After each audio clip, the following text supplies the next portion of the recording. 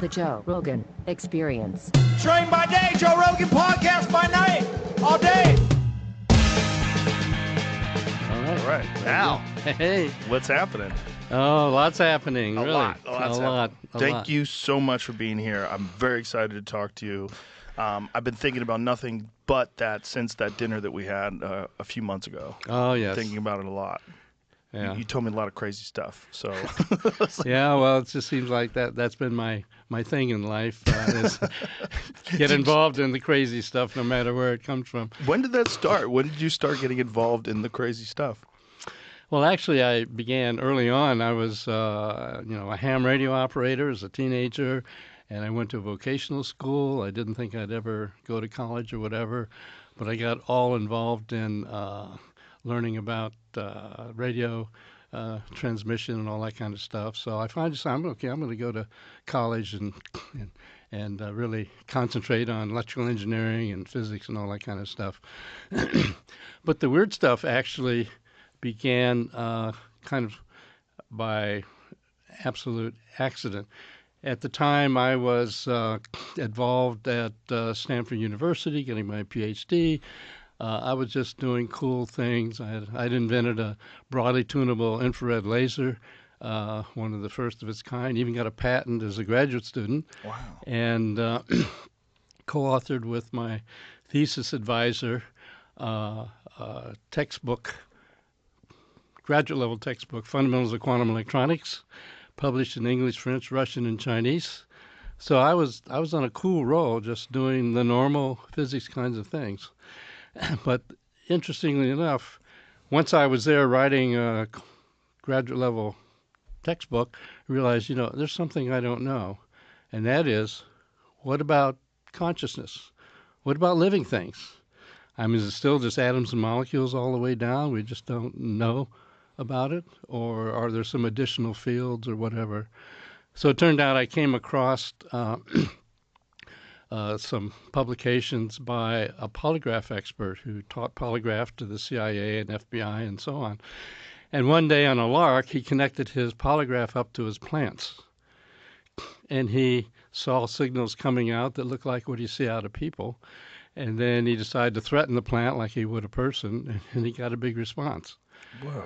And so he then went on to connect up a couple of plants to polygraphs, and he would find that if he affected one, the other one would respond.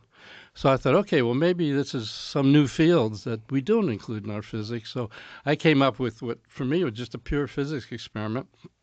I was going to grow some algae culture, split it up, put half of it at a laser link site far away, and zap the local culture and see if it responded, and I could measure velocity propagation and so on.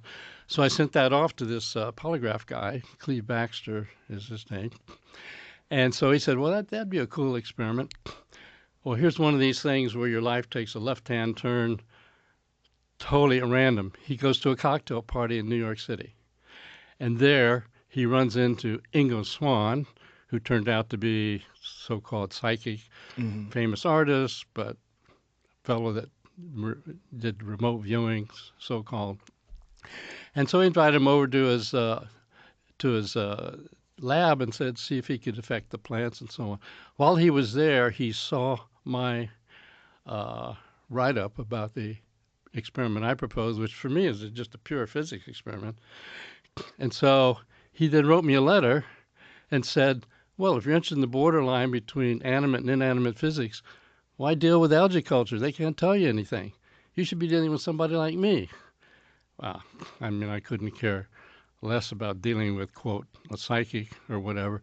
But attached to his letter, he had a big report that had been generated at City College in New York, where he'd done some experiments where he would raise and lower the temperatures of sensitive temperature measuring devices across the lab.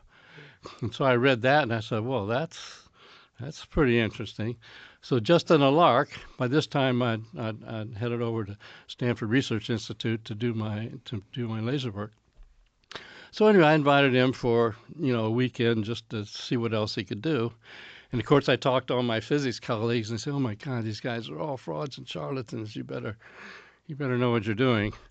Well, it turns out that I had a great experiment for him because we had an experiment set up at Stanford that was a very sensitive quantum chip inside of electrical shielding, inside of magnetic shielding, inside of superconducting shielding, completely acoustically isolated from the environment.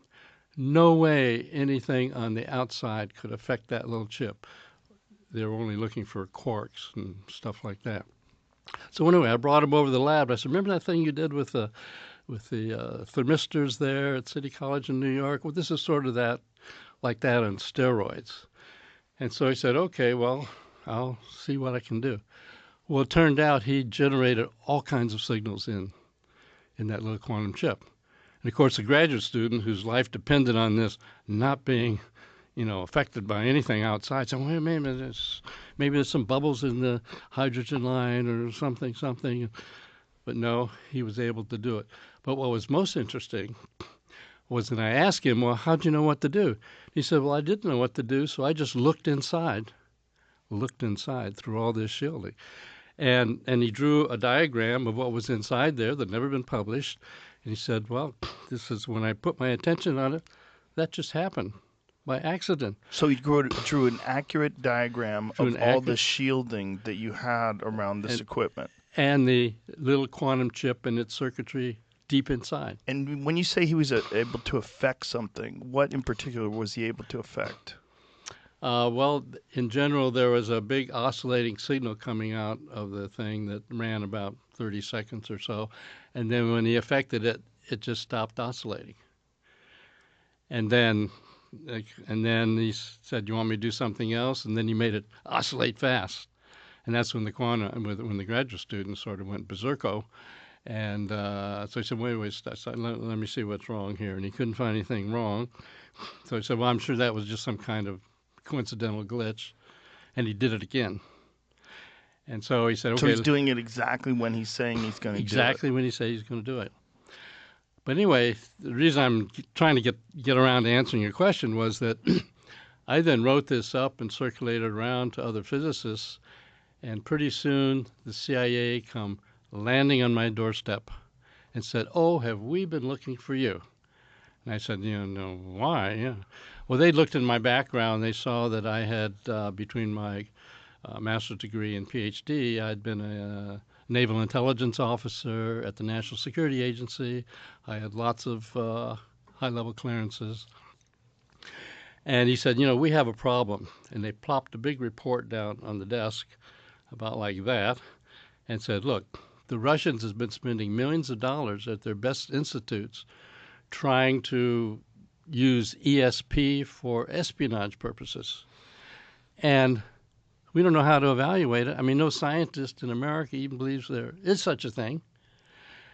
And yet you did this experiment, and it looked like this guy could actually get inside this device and describe it and affect it. And here you're at SRI. We have lots of black projects here anyway, so we'd like to check him out. Can you bring him back and let us come and do some experiments with him? And by the way, we're hoping that we'll find this is just all BS, and we don't have to think about it, and that'll be the end of that.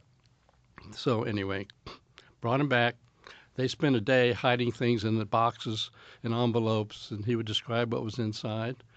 And they were totally blown away. So they said, okay, would like to give you a little project here, I don't know, 50 or 60K, and see what else he can do. So anyway, that's how I got started on doing, quote, weird stuff.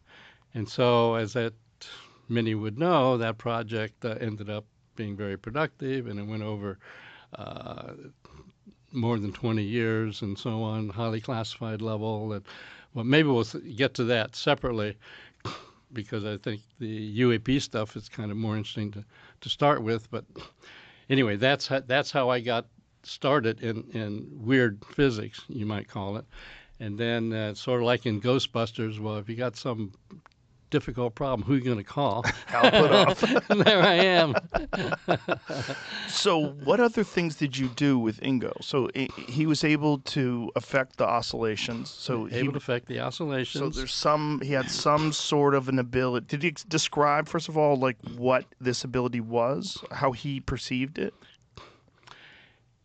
He said that for some reason, starting when he was a little kid, he would, try to focus on some news item or whatever, and he'd suddenly get some kind of picture in his mind about what was going on, and later he would check it out, and it turned out to be correct. So he just said, these So he things stumbled upon he just remote stumbled viewing. upon them, right? But He- remote viewing and then being able to interact with the equipment and change the oscillation seems very different, right? It is very different, and as we might discuss later, I've got some ideas about what some of the quantum mechanisms might be involved in that. But anyway, as far as the CIA was concerned, they were most interested in this ability to see through shielding, and they said, does that mean if we have all kinds of classified documents in a superconducting safe, the Russians might be able to, reach in and see them, and so that's what they were most worried about. And so, anyway, Did you find that to be true? that started a whole program when we found out that it was true that we started out doing what you would think, just hiding things in the next room and can you describe them and stuff like that. And but then he got bored. He says, well, if you want to know what's in the next room, go look. If you want to know what's in the envelope or the box, open it up. So he said, well, what do you have in mind? He said, well, just send somebody out into the San Francisco Bay Area and I'll describe where they are. And so that's how what we call remote viewing program got started. We started doing experiments, which I gotta say, I resisted this stuff every inch along the way because as a physicist, I had no idea how this could possibly be. But nonetheless, we began working with him. Our lab director, who's always concerned about was this some kind of hoax between the subjects and the experimenters, he'd make up a long list and store them in his safe, and we'd go get an envelope out of the safe, leave SRI, drive to wherever the envelope said, and he would give a description. That's how that whole program got started. When you are experiencing this and you're initially very skeptical and you start seeing these results, what kind of a shift does that have in your worldview? It was very challenging, I gotta say, because as a physicist and as a quantum physicist, where I've written equations for all kinds of interactions, I had no clue how anything like this could possibly be. And I'll be honest, I still don't really have a clue about exactly what's going on, other than consciousness seems to be expandable out into the environment in a way that we don't usually consider could possibly be the case. There are people who get into meditation and all that kind of stuff, but none of that was in my background. So I just found this a challenge, and it was only that the CIA was paying us to look into this that I kept going the next step, resisting every inch along the way. To give you an example, along the way, there was a little bit of PR in the newspapers about our experiments. So we began getting people calling in and saying, well, I have some of that ability too, and whatever. And so one of the people that came along that way was Pat Price. He was ex-police commissioner of Burbank. And he said, when we were solving crimes, I would get an image of where the culprit might be hiding, and it would turn out to be correct. So maybe I have some of this ability. Well, I had no reason to necessarily believe that, but it turned out that right at that moment, we were being challenged by the CIA to prove this wasn't just some kind of a hoax between the experimenters and the subjects. And so they came up with coordinates, because as it turns out, when we sent people out to a site and Ingo or somebody else had to describe it, they would describe not only the site as being observed by the outbound person, but also what was inside the building and what was on top of the building. So we suddenly realized, okay, that person is just a beacon. It's not that he's sending something back telepathically. So once we realized that, Ingo Swann, in his never-ending challenge, said, well, just give me coordinates, latitude and longitude in degrees, minutes, and seconds. and I'll look wherever that is and tell you what I find. So, in fact, okay, I found that hard to believe also, but we did a lot of experiments and started targeting on things. Anyway, Pat Price shows up. We do some local experiments, and he's doing very well as well. And so, again, our CIA contract monitors were worried that there's some kind of, trickery, and so they came up with coordinates of what turns out to be right next to Sugar Grove facility, which is a highly classified NSA facility picking up Soviet satellite transmissions. So I had no idea what it was. I mean, we always kept ourselves blind to what the target was, so no one could say we just gave them the data. So Pat Price decided to follow our instructions and go to those coordinates and say what he says. And so he describes this place. But as part of that, what he does is he says that he merged his mind, whatever you want to say, into a safe, and a whole bunch of words popped up into his mind. So he gave this whole list of words. Okay, fine. So he wrote them all down, sent them off. Pretty soon the entire law enforcement apparatus of the country landed on us and said, "How'd you get this information? This is highly classified project titles. Do you have a source inside?" And no, we're just doing this experiment, and that's what he got. And so eventually, 20 years later, you can find the paper that was published by the CIA about what a deal this was. And so anyway, at that time, we were at a point where we were about ready to get the next year's contract. And we had a deputy director, John McMahon, said, okay, well, let's not waste it on our sites, for God's sakes. Do a Soviet site. And so they gave us coordinates of a Soviet site. It turned out to be an R&D facility at Semipalatinsk in the Soviet Union. And so we targeted Price on that. He turned out to be a good remote viewer, along with Ingo Swan. And he described this giant crane that rolled over the top of a building. And I mean, it sounded like science fiction. I mean, I've got some examples here of the drawings of that. And so it turned out that from satellite imagery, what he drew was correct. And so that finally started, okay, this stuff is real. It can be used. Let's go to work with it. So that's what started the whole, you might say, espionage-oriented SRI program on remote viewing. It went for, I don't know, like 23 years or so. What are the meetings like? When you're explaining this to the CIA and you're showing them results, and you've got these, hard-nosed individuals who are pretty rational, right, trying to figure out what you're saying. This episode is brought to you by Visible. Now you know I tend to go down a lot of rabbit holes. I want to know everything about everything. And if you're like that, you need wireless that can keep up. Visible is wireless that lets you live in the know. It's the ultimate wireless hack. You get unlimited data and hotspot, so you're connected on the go. Plus, Visible is powered by Verizon's 5G network, meaning fast speeds and great coverage. And with the new Visible Plus Pro plan, you get premium wireless without the premium cost. And the best part, it's all digital, no stores. You can switch to Visible right from your phone. It only takes about 15 minutes, and then you manage your plan in the app. Ready for wireless that lets you live in the know? Make the switch at visible.com/Rogan. Plans start at $25 a month. For the best features, get the new Visible Plus Pro plan for $45 a month. Terms apply. See visible.com for plan features and network management details. There are really basically two levels of response. For example, some of the early work, when we went to brief, we had 10 or 12 people, and we're talking about the work.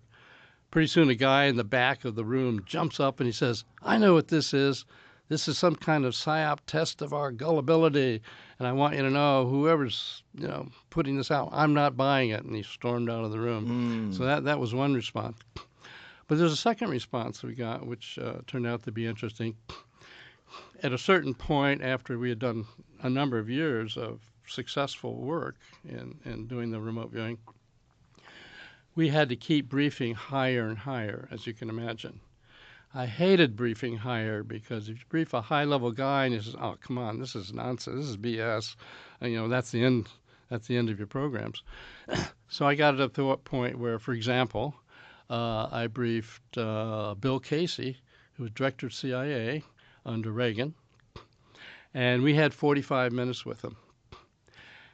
And so I went through stuff like I've been describing for 45 minutes. He got so entranced with it that he dismissed the rest of his afternoon calendar, and we spent 5 hours briefing him on that. So there was this funny thing where a certain level of people would just, this can't be. And then really high-level people seemed to be more open to it. So actually we came up with a hypothesis, and that is, okay, people who make it to the top of the food chain might be people who at some level inside themselves are, they're always making decisions based on insufficient information, and they end up making the right decision. That's how they got to where they are. So maybe this is some aspect that's at least at the unconscious level happening all the time. Well, that finally got put to a test because there were some parapsychologists who did some experiments with a meeting of CEOs of, I think it was 67 CEOs of major corporations, and had them try to guess the numbers that were going to be generated on a computer the next day. And so they did that. And it turned out that those who scored quite positively, significantly so, when we interviewed them, it turned out they were the people who had the businesses that were really doing well. And the people who scored poorly had businesses that were kind of failing. So these investigators would ask them, well, what are you using? Do you use ESP or something? Do you have some glint of the future? He said, no, I don't believe any of that nonsense. But I realize that when I trust my gut instinct, I'm usually right. So anyway, that sort of leads to the idea that this is a broadly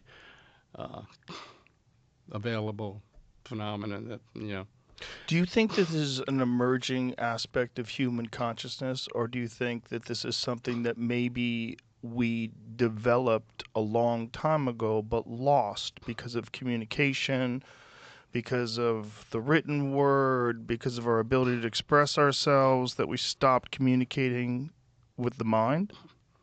I think your second interpretation is the correct one, because probably, when you're out in the jungle and there's a tiger coming down the trail that you don't know about quite, it would be a thing that could really help you exist and survive. But once we get into language and technology and so on, that sort of. Nonetheless, we found. I'll tell you what was the most mind-boggling thing in the whole program was the following. We had a few people who did really well. So, of course, CIA wanted to know, well, we'd like to find people in CIA who could do this, so give us a full medical roundup of these people. So we get a full medical, including 7-layer brain scans. And they came back and said, well, these are just normal people. So, well, maybe it's psychological or neurological or whatever. So they did all those experiments. And they said, these are just normal people. So we wondered, well, does that mean that normal people could do this, even if they didn't know about it? So about that time, we said, okay, well, let's just bring in some people from SRI labs who never thought about ESP, who never thought about any of this stuff. So I remember we had a woman, Hella Hamid, and we asked her to come volunteer for an experiment. She said, what kind of experiment? I said, well, it's sort of like an ESP experiment. And she says, oh, give me a break. I don't believe in that stuff. And I said, okay, but do it anyway. And so one of the first experiments we did with her, and we have a wonderful diagram of what she did. We sent somebody out by our usual random protocol to a overpass over a freeway. that's all fenced in with a very interesting structure. And she made a drawing of all of that and said, there's this kind of trough up in the air, but it's got holes in it, so it couldn't carry water. There's something going by really fast. I mean, she really nailed the place. And so we got the idea, and that was the biggest discovery in this whole thing, was that apparently, as with, say, athletic ability or musical ability, there's a bell curve. And you got superstars at one end, you got duds at the other, but to some degree, anybody could do it. So that had a lot of outcome later on in the program when finally, well, to give an example of a real world result, a Soviet plane went down somewhere in Africa.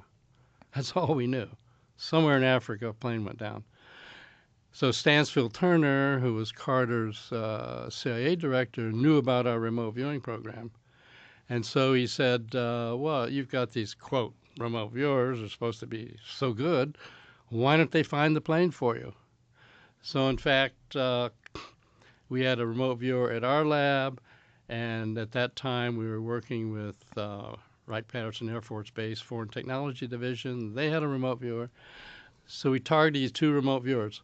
All they knew was a plane went down somewhere in Africa, hundreds of thousands of square miles. And make long story short, they described how it looked and put an X on the map that was 3 miles from where the plane landed. We were told that would never be revealed to the public. But it turned out that after Carter got out of office, he was giving a speech in Georgia someplace. And somebody said, well, anything happened while you were president that was really strange? He said, oh, yeah, a Soviet plane went down in Africa and it was full of electronics, and we wanted to get it, and nobody knew where it was, and the satellites couldn't find it because of all the vegetation. But we had some remote viewers, so-called, and they pinpointed where it was, and we went in and got it before the Russians could find it. So, I mean, the real-world consequences came out of this stuff. So when Carter said that, was that a breach of confidence? That was a breach of security, but a president can... They're allowed to do They're that? allowed to do that. Don't tell Trump. Right. So the United States was able to go and get this jet. And right. So by then... Tu-22 bomber, I think it was, yeah. So this has real-world uses, so this remote viewing. So right. Do they invest more time and more effort into this now, or they're still skeptics? Well, we pretty much handle the skeptical problem, and let me give you an example. I mean, as we're churning out these results, as you can imagine, anybody, didn't have direct knowledge of this would be skeptical, and rightly so, by the way. I mean, I was skeptical every inch along the way as we plowed our way into this stuff. So one day, a guy shows up from CIA and says, okay, I'm here to find out what the fraud is. I'm sure this is absolute nonsense. So I said, okay, fine. So show me one of your experiments. So, we put him in the lab with an interviewer and another and a remote viewer. And in this case, I'm sent out someplace and, for 30 minutes. And I come back. It turns out that the remote viewer described it really well. And he said, well, you probably told him where you're going to go.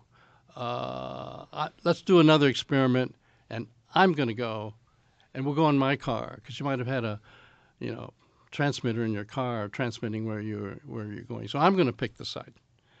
So we do another experiment, get a great result. So finally he says, well, I got to figure out what's wrong with this. So my colleague, Russell Targ, and I sat down and said, no, this guy's a hard case, but we got the bell curve. Who knows? Maybe somewhere in the middle of the bell curve. So he comes in the next day, and we say, okay, today you're going to be the remote viewer. And he said, oh, give me a break. I don't believe in this BS. He said it much more strongly than that, actually. And so, no, okay, well, just try it. You'll see we're not stressing him out and whatever. And he says, okay. And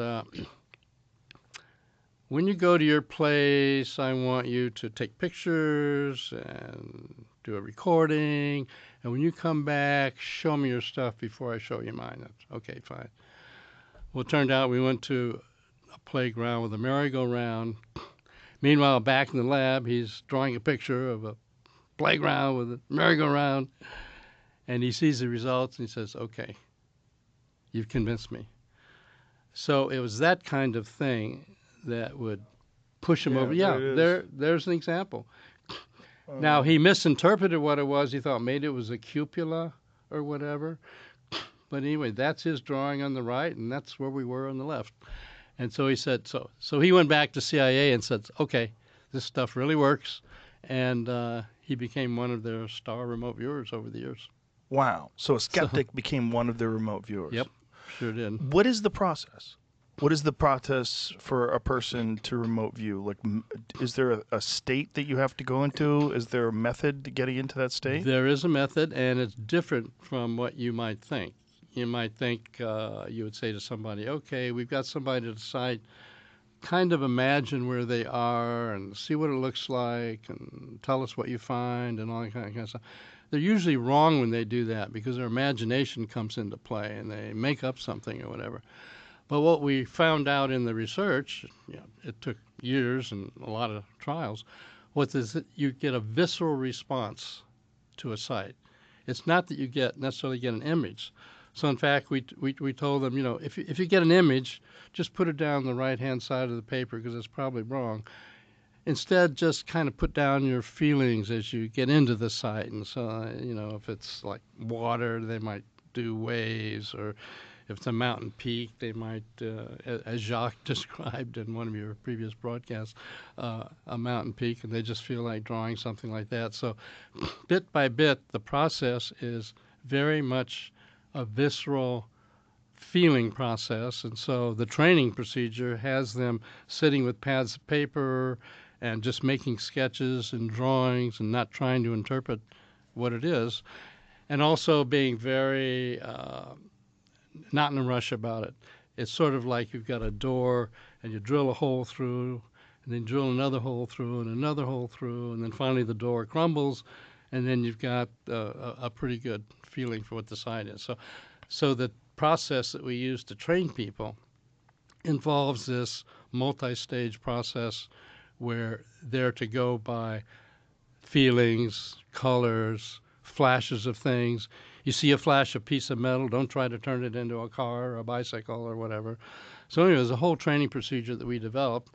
And eventually when we briefed the assistant chief of staff for intelligence, assistant director of intelligence for the Army, they said, okay, well, then we need to have our people get involved in learning how to do this. And so they sent Army intelligence officers. They picked out a bunch of them and said, hey, you've just volunteered to become a psychic spy. And say, well, okay. And they sent them out to SRI, and we ran them through this step-by-step training procedure. And they learned to do really, really well. I mean, Joe McMoneagle, who anyone who follows the literature is known to be really an excellent remote viewer. And so, give you an example. One time he said, I mean, we trained them, and so they learned to do really well. We set up a whole program. And he said, okay, there's this site in the Soviet Union, and they're making this unbelievably giant submarine. And it's made out of titanium or something. I mean, it's bigger than any submarine that anybody's ever heard of. And it's strange because the missile silos are on the top rather than along the sides and so on. He gave this whole description. Of course, we had to, at that time, we were briefing all the way up to National Security Council, and so they looked at this. This is nonsense. But about a month later, out rolls this unbelievably giant submarine, the Typhoon-class submarine, the largest submarine ever made. Indeed, there are his sketches and a lot of description that went along with his sketches. And there's a submarine on the right. And so finally, the people at the National Security Council said, okay, we better start taking this seriously. So make a long story short, Joe McMonagle got a National Merit Award for over 200 great viewings he did for CIA, National Security Council, FBI, I mean, you name it. So anyway, that grew into a whole industry. This episode is brought to you by the farmer's dog. If you're anything like me, you love your dog. You want what's best for your furry pal, but figuring out what that is can be a real headache. There's a lot of misinformation out there, especially around dog food. Take kibble, for example. Almost everyone has probably fed their dog kibble at some point. But if you do a little digging, you may find out how ultra-processed it is. Luckily, there's a better option for you out there. Real food from people who care about what goes into your dog's body, like the farmer's dog. They make fresh food that's so simple. No magical or miracle recipes, just meat and vegetables, lightly cooked, complete and balanced for your dog's needs. And it's all developed by board-certified nutritionists with the same safety standards as our food. When you make the switch, you'll see a massive impact. It can help your dogs be healthier, happier, and more energetic. And unlike kibble, which comes in a giant bag with vague serving suggestions, the farmer's dog food is delivered in packs portioned for your dog. It makes it easy to help them maintain their ideal weight, which is one of the biggest predictors of a longer, healthier life. Look, no one, dog or human, should be eating overly processed foods for every meal. And it doesn't matter how old your dog is. It's always a great time to start investing in their health and happiness. So try the Farmer's Dog today. You can get 50% off your first box of fresh, healthy food at thefarmersdog.com/Rogan. Plus, you get free shipping. Just go to thefarmersdog.com/Rogan. Tap the banner or visit this episode's page to learn more. Offer applicable for new customers only. So this is still kind of a mystery even to you. Even someone who has studied this for this long, you know that it works, but you're not exactly sure how it's working. Is that a fair assessment? That's a fair assessment. I mean, when we, as physicists, we hate to say, oh, don't have a clue. So, well, we now know there's so-called quantum entanglement, which is that things seem to be connected at a quantum level across great distances. And so the easy answer is, well, it must be quantum entanglement, but that's just words. It doesn't really tell us how it works. But to give you an example, we wondered how far you could go. So we did an experiment, again, with Ingo Swann, who was such a really top-level remote viewer, to view Jupiter, planet Jupiter, before the flyby, before the NASA flyby.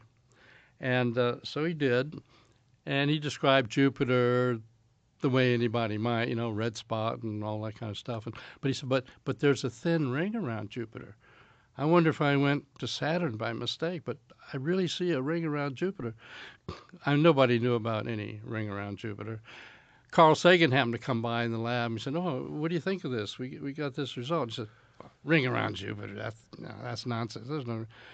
But when the NASA flyby finally got there, it turned out there was a ring, a small ring around Jupiter. And so we got that in publication in a book we wrote about all this stuff before it was known in the scientific community. So that's what we find out, that apparently even distances is not a big deal. The other thing we wondered, I can tell you what it isn't. Okay. We thought maybe it was brainwaves. The Russians came up with an idea of, well, brainwaves are low frequency, long wavelength. They can seemingly get through some aspects of the environment.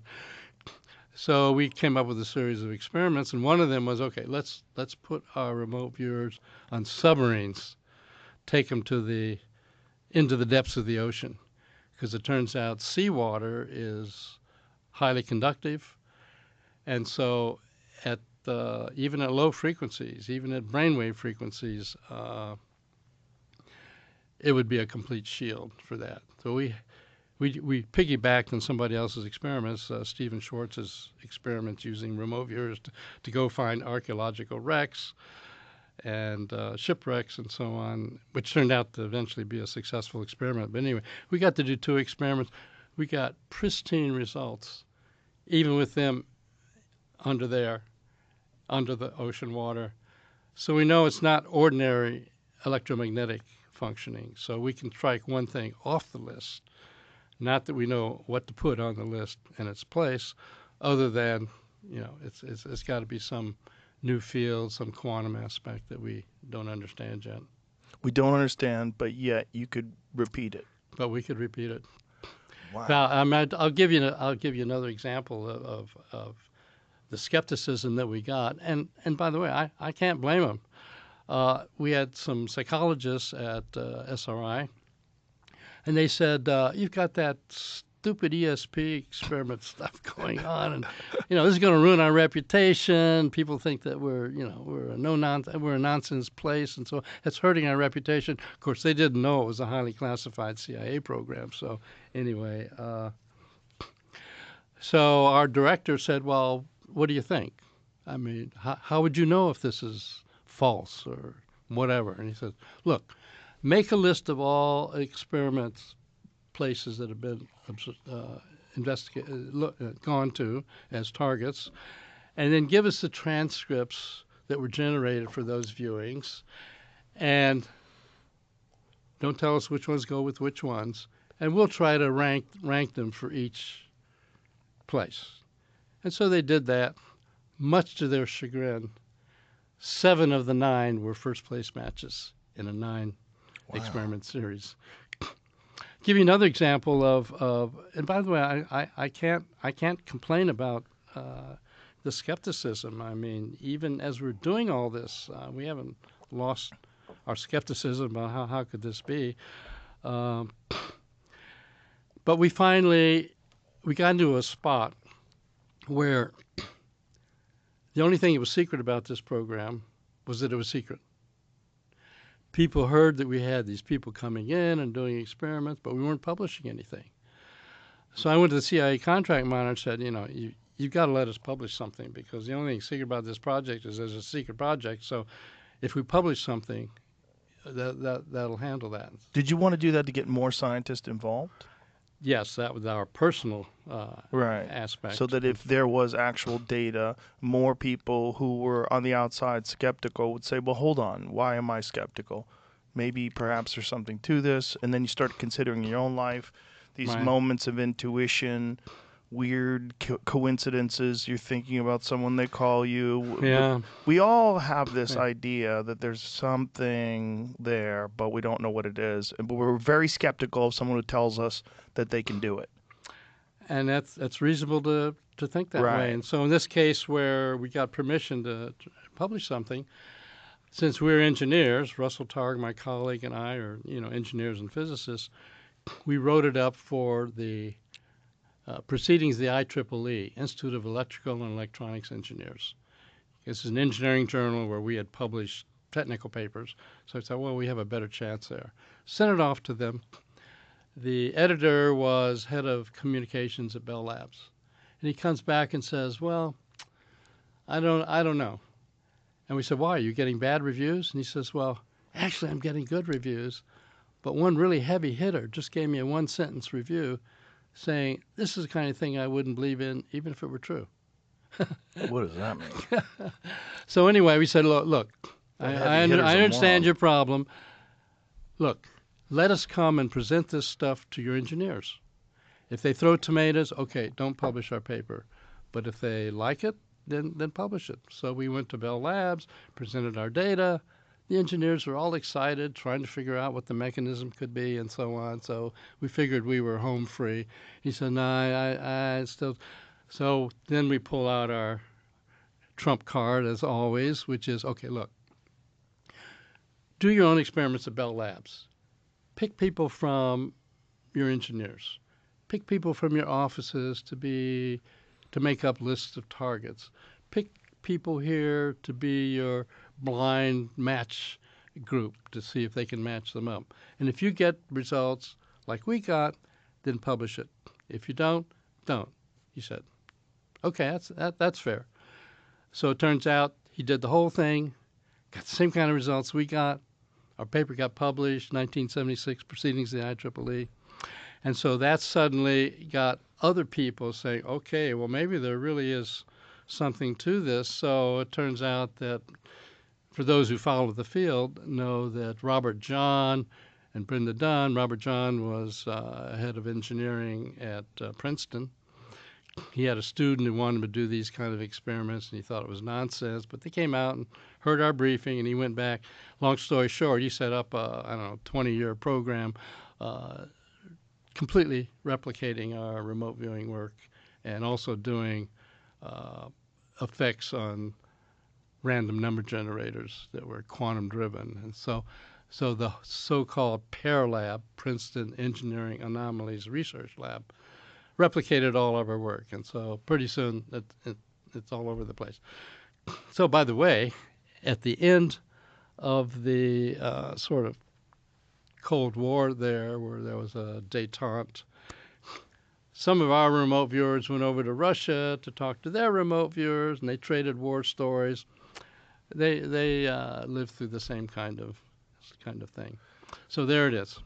It's so interesting that we almost didn't consider that. Just imagine you not running into Ingo Swann, you not asking him to affect that quantum chip. Imagine where Russia's doing all this stuff and the United States never gets involved in it at all. That could have happened. That could have happened. I mean, it was really, the tiniest flip of a coin that happened. So what that means is, for me personally, is that even though I had no interest in all that kind of stuff, this totally random event happened. And then once I built up a reputation for being willing to take on things that are impossible, then that's why when the UAP, the UFO issue, kind of rose up again, who are you going to call? So Hal Puthoff. Well, there I get my call. So what was the initial introduction to the UAP phenomenon? And when was this? Well, there was an early introduction in 2004. Well, maybe a little earlier. In the 90s, I was doing work for Robert Bigelow at Bigelow Aerospace. And in addition to his, aerospace stuff, he put 2 units circling the Earth, and he made the module that got attached to the space station and all that kind of stuff. But he was also very much interested in UFOs and that kind of thing. And so I was involved with him. And around that time, I had gotten a call from somebody I knew in Washington, D.C., head of a think tank. I can't name him, but he said, I need you to come to Washington to be part of a little project, a little briefing. And I said, no, I don't have the time. Right now, I'm just too busy. He says, look, come, it'll be the most important meeting you've ever had in your life. Well, since I had him calibrated, because I had done other work with him and for the Navy and so on, I said, okay, I'll come. So I showed up there, and I saw people, some of whom I knew, including my ex-contract monitor from CIA, people from DIA, a lot of military people and so on. So he sat us all down and says, okay, here's the deal. Here's why I've invited you all here. Let's just say, he says, that the United States, Russia, and China have obtained ET craft that have crashed, and we have proof of that, bodies that aren't human. And so the question is, can this be released to the public? What effect would it have? So I and the other people, I found out by talking to them later, we thought, oh, this is cool. I mean, maybe we can get, some kind of disclosure here. And so he said, here's what we're going to do. We're going to make up a list of what would be affected in the culture with this kind of a disclosure. And by the way, at this point, we still didn't know, is he saying that that's true stuff, or is this a hypothetical? Or, Right. Well, anyway, so anyway, make a list. So we came up with a long list, like, I don't know, 60 items or something. You say, oh, wow, stock market might be affected, religions Religion. might be affected, whatever. Government. Government affected, policies be affected, politics would certainly be affected. And then for each item, we had to go give it a score from +9 to -9 as to how intense the effect would be and whether it's positive or negative. So anyway, we broke up into groups, and our group had our list of 8 or so. And so we went down our list, and it turned out that we ended up getting net negative numbers. And let me tell you why you can get negative numbers.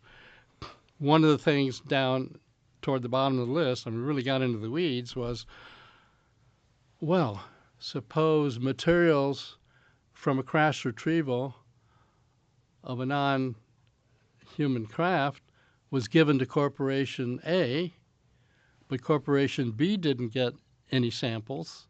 And then years later, Corporation A is making lots of money based on what they got. Meanwhile, Corporation B has gone bankrupt. And then they find out they were excluded. Well, they're going to end up suing the corporations, suing the government. I mean, it really gets gnarly when you get into the weeds and into the details. And so, as it turns out, with our group of 8 or so, we said, we get a negative number. Well, it turned out that all the groups got negative numbers. So the outcome of that exercise was, if you're thinking about disclosure, forget it. Was this during George Herbert Walker Bush's? No, it was during Bush 2. Bush 2. George Bush, rather. George Bush, yeah. W. Right. So when this was all going on, you still didn't know what they had. Didn't know what they had. This was That's just... right. They were saying... This could be hypothetical, or he Right. could be trying to tell us something, but he wouldn't say. So, Interesting. And how much time did they give you to compile this list and to generate these numbers of plus and it minus? was 2 or 3 days. I don't recall right now. How did you attribute numbers to things like the stock market? How did you figure out how that would be negatively or positively Well, impacted? it was just a gut response, basically. You remote viewed it? No, didn't do that. No, but did you? By the way, in the remote viewing program, one of the things they told us, look, you guys that are running this program, don't you ever think about remote viewing yourself. We learned in the LSD days that if the experimenters get involved in the subject they're researching, they lose their objectivity. And don't think you can sneak away and get away with it, because we'll get you on the polygraph. And so no, never did. Don't remote view yourself. What a bizarre thing to tell someone. That's what they Yeah. said. So anyway, back to this. We came up with our numbers and said, this does not look like a good idea. So at that time, that was the viewpoint. Now, as we'll get into, at this point, I have a different viewpoint. I think there should be more disclosure than is apparent Well, I in think the culture. that's much more common. Much more common. That right. thought is more common with not just academics, but even government people. Even government people. Right. I think more. In fact, I have a great example of that, and that Please. is Edward Teller, father of the H-bomb, involved in the Manhattan Project. You'd think if anybody wanted to keep secrets about national security, it would be him. But one of the strongest statements he made, which actually was kind of a driver in my shifting my viewpoint about, well, should we come out with this or not? He said, in exploring nuclear energy, we had the Manhattan Project, highly classified, but nonetheless, we and the Russians kind of marched along step by step. But in electronics, we didn't classify electronics, circuit boards and all that kind of stuff. And we took off like a rocket and left Russia in the dust. So his viewpoint was that having more openness, even in national security areas, is a better bet. And so that made me think, even though I'd been part of, as it turns out, decades-long, highly classified, not for the street UAP investigations, that sort of affected my thinking about it, and I became more open to the idea that we should do that. So, but the way I got actually more officially involved was that, as it turns out, in 2008, I think it was,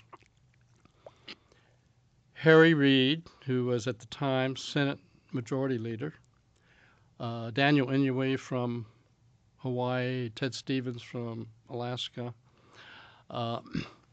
they're part of the Gang of Eight, so-called, so they get better briefings than most people on what's going on beyond the scenes. So at that point, you might think, well, UFO stuff, I mean, that's all dead. Let me give you a little background first.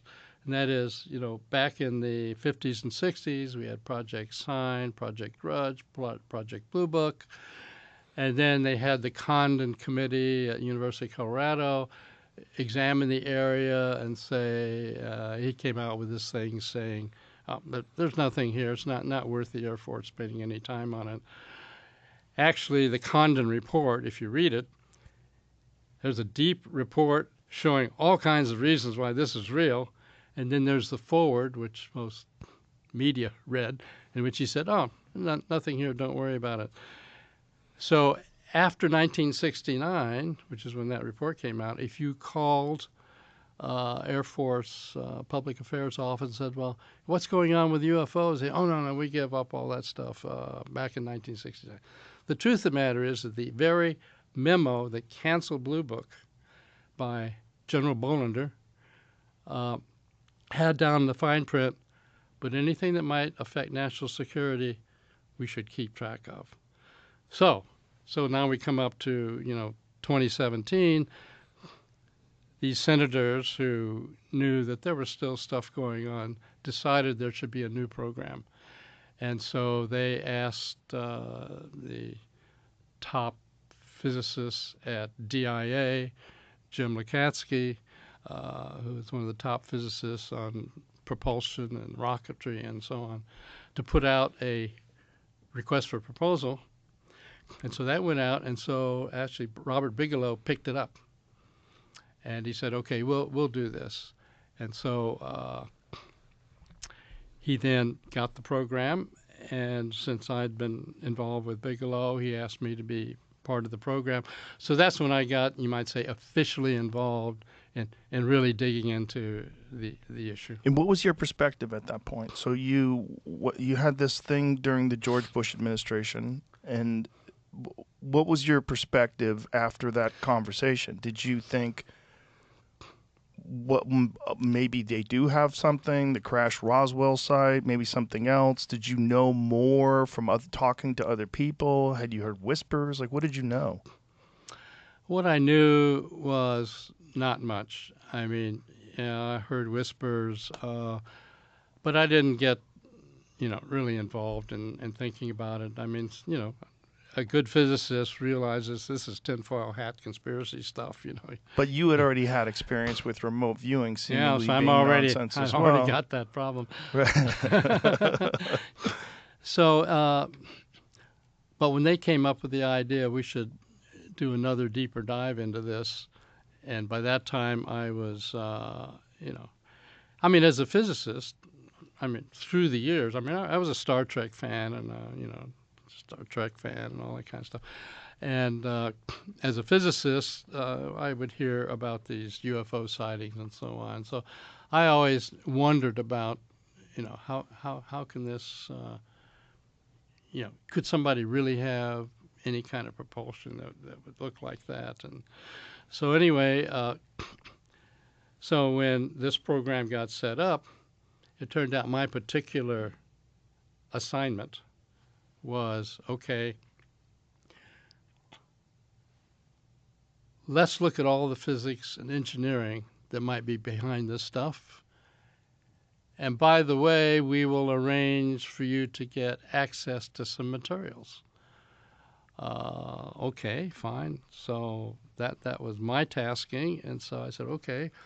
So I can't get into a lot of detail, but I did do a lot of back and forth with some aerospace executives about getting access in case they had any materials and that kind of stuff. And it's very... So they finally said, no, it's if that were the case, it would be too compartmentalized. We can't share this. Even though you have an official program, I mean, you got top secret, SCI, Gamma, HCS, got all these clearances.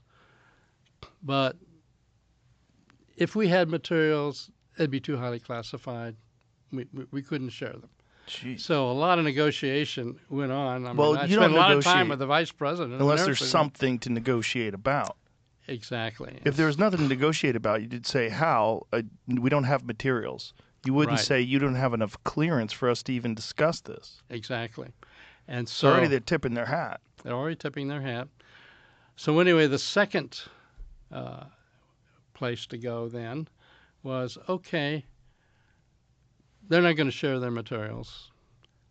I'm going to almost assuredly have them. Suppose they had shared them. What would we have done? Well, we would have gone to subject matter experts all around the world. We'd give them some materials. We'd say, this came from a Russian sub or, whatever. Give us your best output and so on. So I said, okay, since we're not able to get materials and share them, let me go to all of the subject matter experts that we would have gone to and say, we're doing a survey for Bigelow Aerospace. He wants to know where will your field be in the year 2050.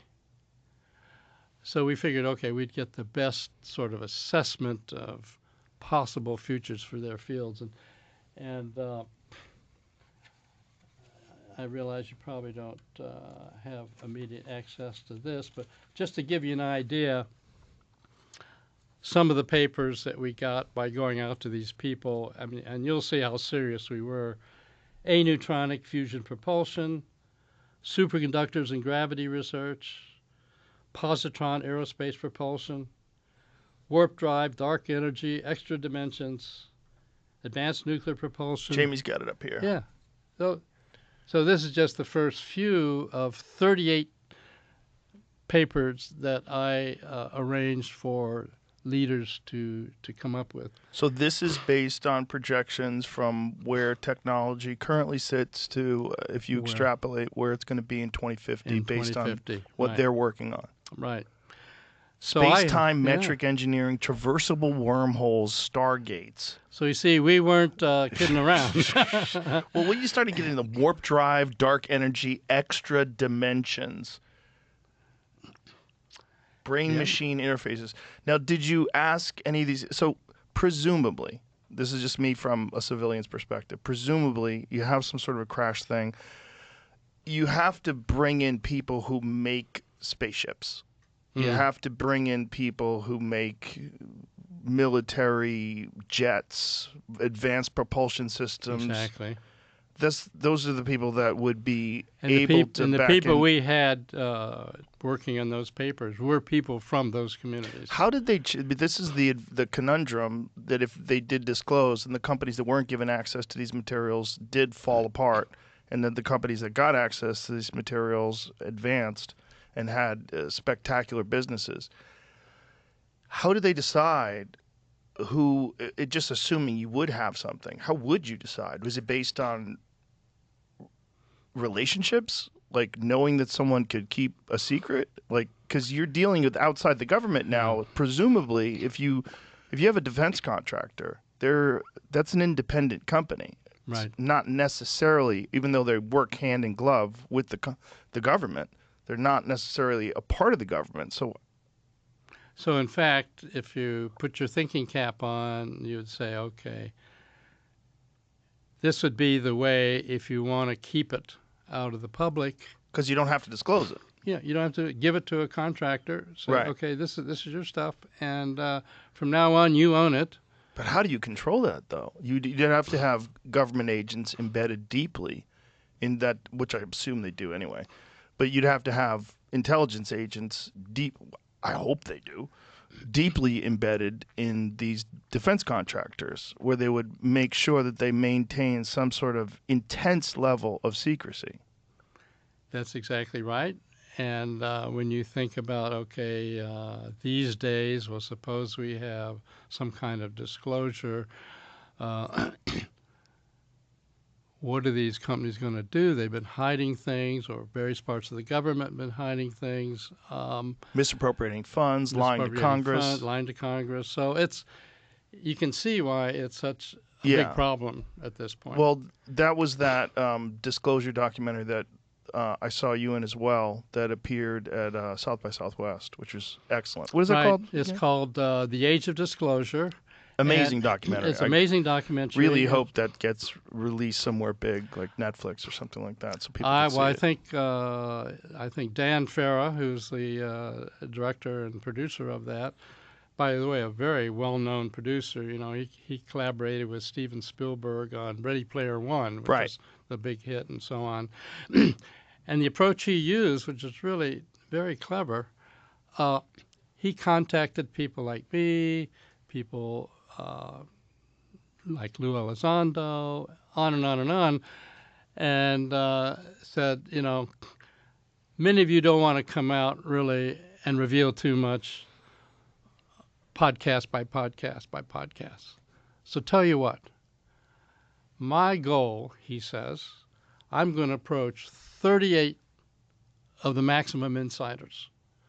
And by maximum insiders, I mean it includes people like, I don't know, Senator Rubio, of course now Secretary of State, Clapper, who's, you know, and I'm going to get all of you to collaborate on saying what your involvement was to the degree you can, and, you know, not say something and end up going to jail. And then we'll put out maximum disclosure evidence all at one time in this film. And it'll include people coming forward like Jay Stratton, who is head of the UAP task force. He's been involved in this field for 16 years. By the way, he has a book about to come out also, which will really be a disclosure. So anyways, we'll put this together. We won't talk about it along the way. And so 38 of us ended up being interviewed for the film, telling whatever role we felt we could tell. So in fact, when that film comes out, that's going to be disclosure on steroids, I think. That's going to be the maximum. And well, you saw the film, so you know it's pretty revealing. It's very well done. Yeah, very well done. So for your own personal journey into this stuff, you're initially introduced to it because they're talking about disclosure. You rate the pros and cons. And then when do you get introduced to it again? Well, it was when Robert Bigelow got the contract that Harry Reid and the other senators asked. And how much time has passed? Well, that was in 2008. So a couple. And so that went up through 2012. And then ATIP, which you may have heard of, that Lou Elizondo ran, sort of picked up there to keep the ball rolling forward. And now it's been revealed, by the way, only recently, that when the funding dried up, it dried up for the reasons you might think of, and that is it was so highly classified that when congressional statements came down that, okay, we need so much money for this, it didn't actually describe, it would just advance propulsion and all that kind of stuff. So another group picked up the money and said, oh, well, that's what we're working on, propulsion things, so, you know, but it wasn't the real deal. And so, you know, what do you do at that point? Do you go, no, wait a minute, this was really for this? Well, no, then you'd be revealing what this was really for. So So anyway, that sort of ended that way. But anyway, so based on that, we then, as a group, went to, turns out, the Department of Homeland Security to set up a whole new program. And it was going to be a special access program. It was under a name, which can now be revealed because AARO, the Advanced Aerospace, or Advanced Anomalies Aerospace Resolution Office has revealed it. It was called Kona Blue. And we built up a stack of documents that would go to the ceiling here about what needed to be done, what we were going to do, how it should be done, who should be involved. So at this point, you're convinced that this is a real phenomenon? At this point, I'm convinced that there's a real phenomena. I mean, how far can I go? I mean, I can say I interacted with, for example, Dave Grush that you've had on your program before, who is really a high-level intelligence officer. People in the public can hardly have any idea how high a level intelligence officer he was. He prepared briefings for the president. He was top UAP investigator for NRO, the National Reconnaissance Office, and then transferred over to NGA, National Geospatial Intelligence Office, and so on. And so in that role, he was asked, he was an official, part of the UAP task force, asked by Jay Stratton to find out what's going on behind the scenes at these super classified levels, and he did. And so that's why, he eventually came out in that August 2023 congressional hearing under oath saying, yep, I've talked to more than 40 people who are directly involved in the program. Well, I know Dave. I know many of the people. I know many of the programs that he's involved in. And so there really is something to it. And it's only a matter of time before it comes out. I don't think you can put the toothpaste back into the tube, frankly. Well, it seems like people don't want to. And I think there's so many more people that are openly discussing the possibility or what this is. Maybe not even the possibility of it, but addressing that there's something going on. So what is it? Is it interdimensional? Is it intergalactic? Like, what is it? That's just such an excellent question. Because the problem is there's an embarrassment of riches.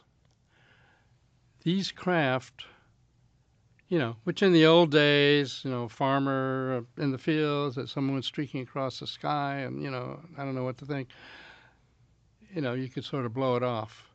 But because our own detection equipment has really marched up into unbelievable sophistication, and so now we have these really advanced sensor systems, FLIR, forward-looking infrared radar, high-quality radars, satellites. Ratcliffe has admitted that satellites have picked up evidence of these craft. And these craft have interfered with military exercises, as we all know from, say, the Nimitz and the Gimbal and the Go Fast videos that, made it out into the public in 2017. So it's really out there now at this point that there's a reality here, and so that's where we are at this point. Well, one of the more spectacular ones you talked about, the Nimitz, the Commander David Fravor experience. So they're flying over the water outside of San Diego, and they think they see something below the surface, and which is large, and then this 20-foot tic-tac looking thing that's hovering over the water that seems to turn towards them and recognize that they're it jams their radar.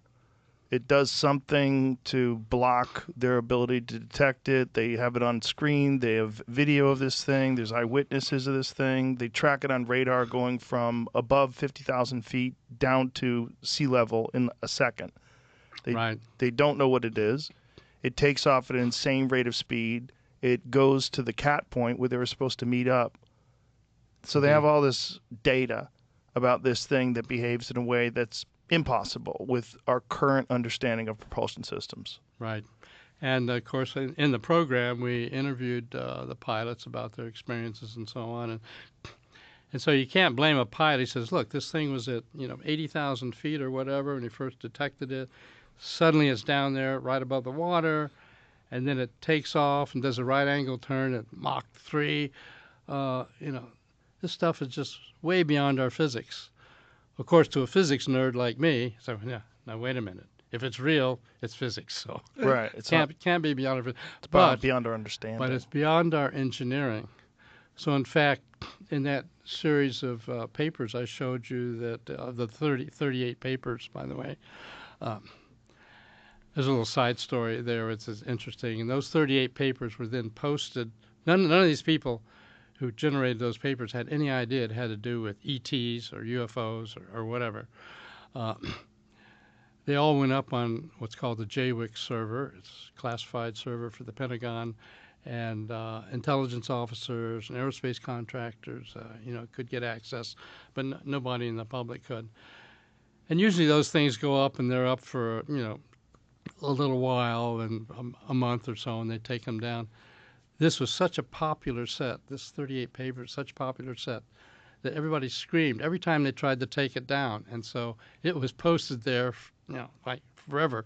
But eventually, through Freedom of Information Act and so on, most of those papers have been released. And I was concerned that, oh my God, these guys are all going to call me up and say, "What? You didn't tell me this had anything to do with ETs or UFOs?" But actually, nobody seemed to not complain about it. So. Back to the question that you mentioned a little earlier, though, about, what's the source of this? Like I said, it's an embarrassment of riches. There's so much observation. The idea that it may be a scout coming by from some other planet and checking us out and heading off or whatever.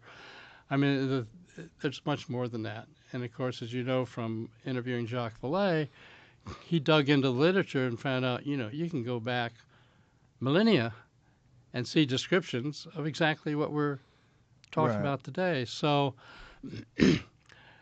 as far as where they come from or what they're doing here, I myself have written a paper called Ultra-Terrestrials, where I try to cover the gamut. And I cover everything. Yeah, they could be spacecraft from some other galaxy whipping through here. Or maybe there's some Atlanteans left over from eons ago, and they're just kind of hiding out in the seabed or in some mountain range someplace. Or maybe some ET group showed up here 1,000, 2,000, 3,000 years ago, and they're hiding out with some bases locally and so on. And, of course, we have a professor by the name of Masters who thinks that, well, maybe it's time travelers from the future coming back. And then there's the whole idea, since physicists like to talk about additional dimensions, maybe they come from another. So anyway, then in my ultra-terrestrials paper, I list everyone I can think of and say, we should be exploring all of these. So at this point, I would say we know it's NHI, non-human intelligence, but it's not clear what the source is. Maybe at a higher level of classification than I had access to, and maybe it's known. But right now, I'd say we don't. Do you have a suspicion?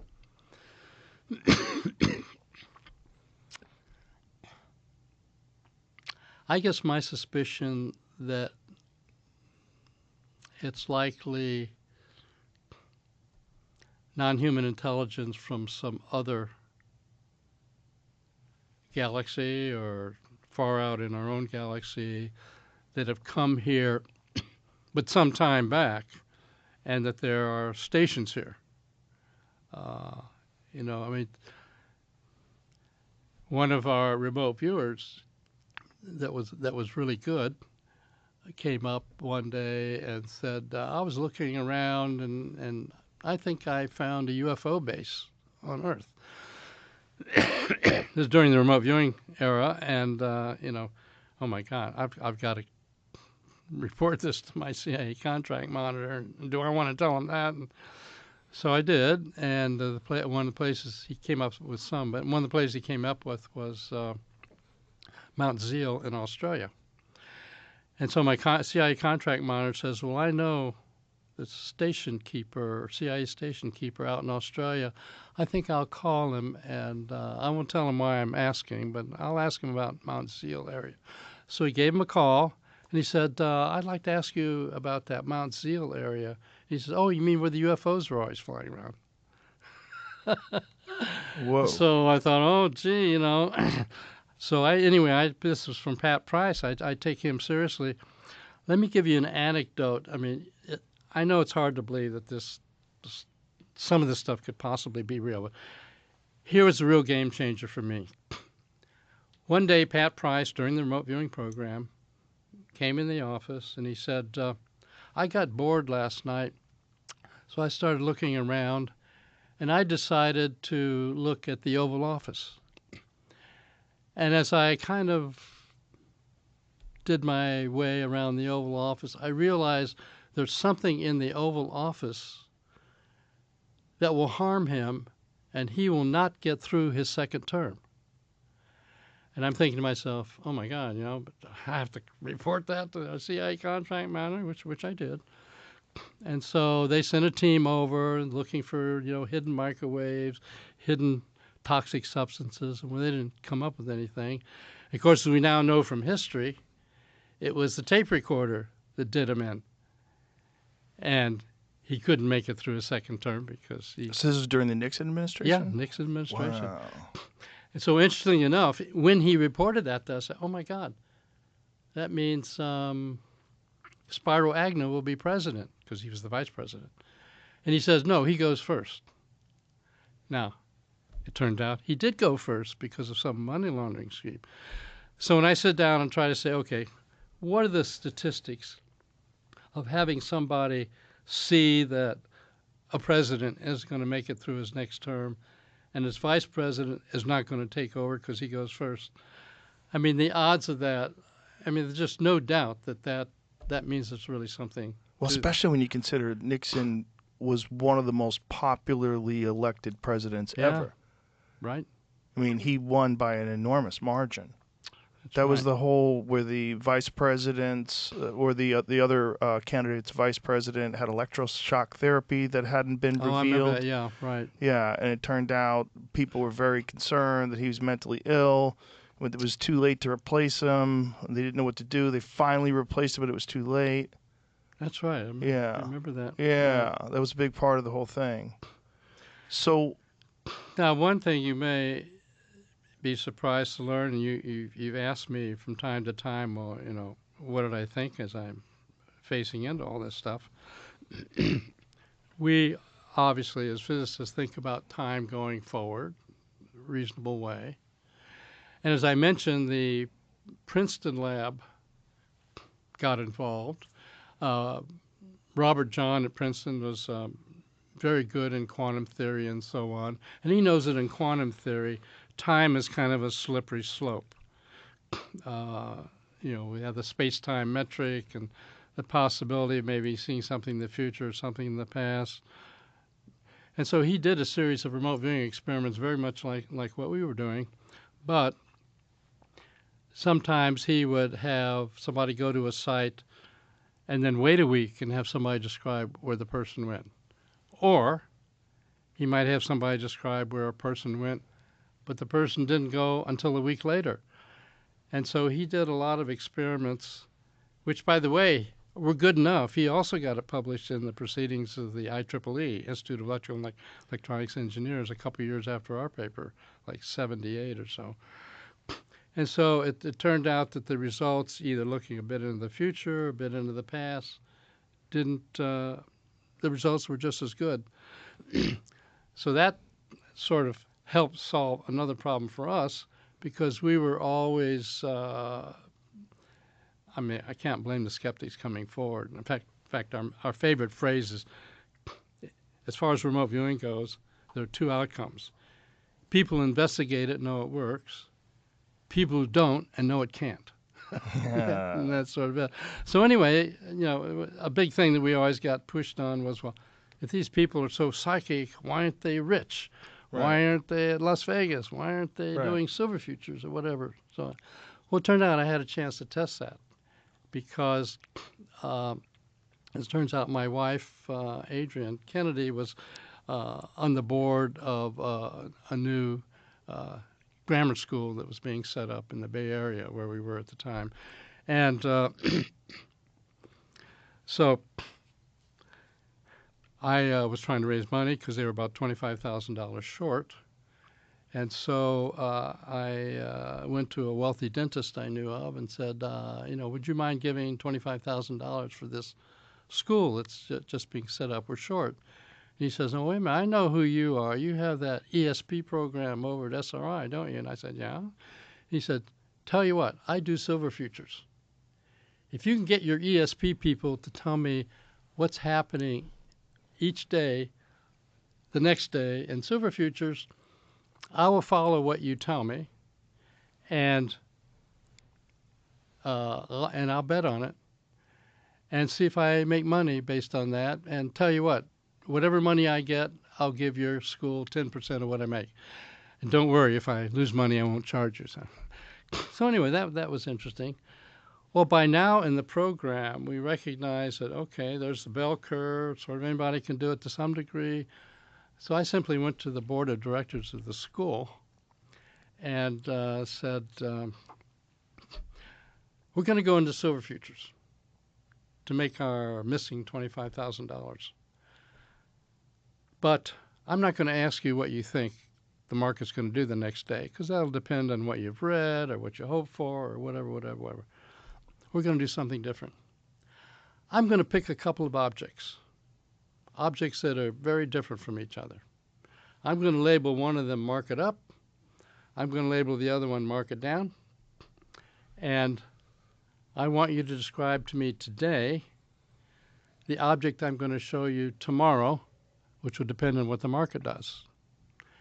And so, okay, and for a crash course, I gave him this shortened version of how, don't try to image it, just try to get, it's a visceral thing, how do you feel about it, what's the sort of texture of it, and so on. And Jamie, can you pull up that first of the, it shows the wooden figurine and the tape measure. If you could show that, yeah. So on a given day, I have two objects, and of course they're different as they can be in case you get a lousy description or whatever. So on a given day, that's a couple of objects I picked out, and I labeled the one to myself. I labeled the one on the left, mark it up, the one on the right, mark it down. But they have no idea what my objects are. Right. So the next day, if you get the following slide. That's the last slide. Do you have the following slide? I have a previous slide. Yeah. Is that it? Is that what you're looking for? That's it. Okay. And so I had 7 viewers, and on this particular day, 5 of them didn't turn out much. But one of the viewers said, "I've got something all squirreled up in a can, all wound around, and I hear the words 1, 2, 3 said rhythmically." Tape measure. The second guy, same thing, a can, all something all around it. So that's what I go with. Interesting. Anyway, make a long story short, 30 days in the market, we made $260,000 for the investor. We got our 10%, which is $26,000. So we got a bit of a bonus there for the school. Why didn't you guys keep going and get rich? Well, that I know. Everybody asked me that. The truth of the matter, it was almost a 24-hour-a-day job to do this. And meanwhile, we're back over at the lab training Army intelligence remote viewers how to remote view. So Clearly, that wasn't your ambition. Your just ambition wasn't was my not ambition, to get rich. yeah. But you proved your point. But I proved my point. So So now, when going into the future, you're reasonably certain that this is a real phenomenon. Do you ever get access to these materials that you were discussing earlier? Have you ever seen anything? Yes, I have. One sample I can talk about is Are there things you can't talk about? there are things I can't talk about, right? But there's one sample I can talk about, which you could put up on the screen. That would be that This layer. right here? It's right here. Yeah, right. It turns out that an Army person said that his grandfather had been involved in picking up debris from the Roswell crash. And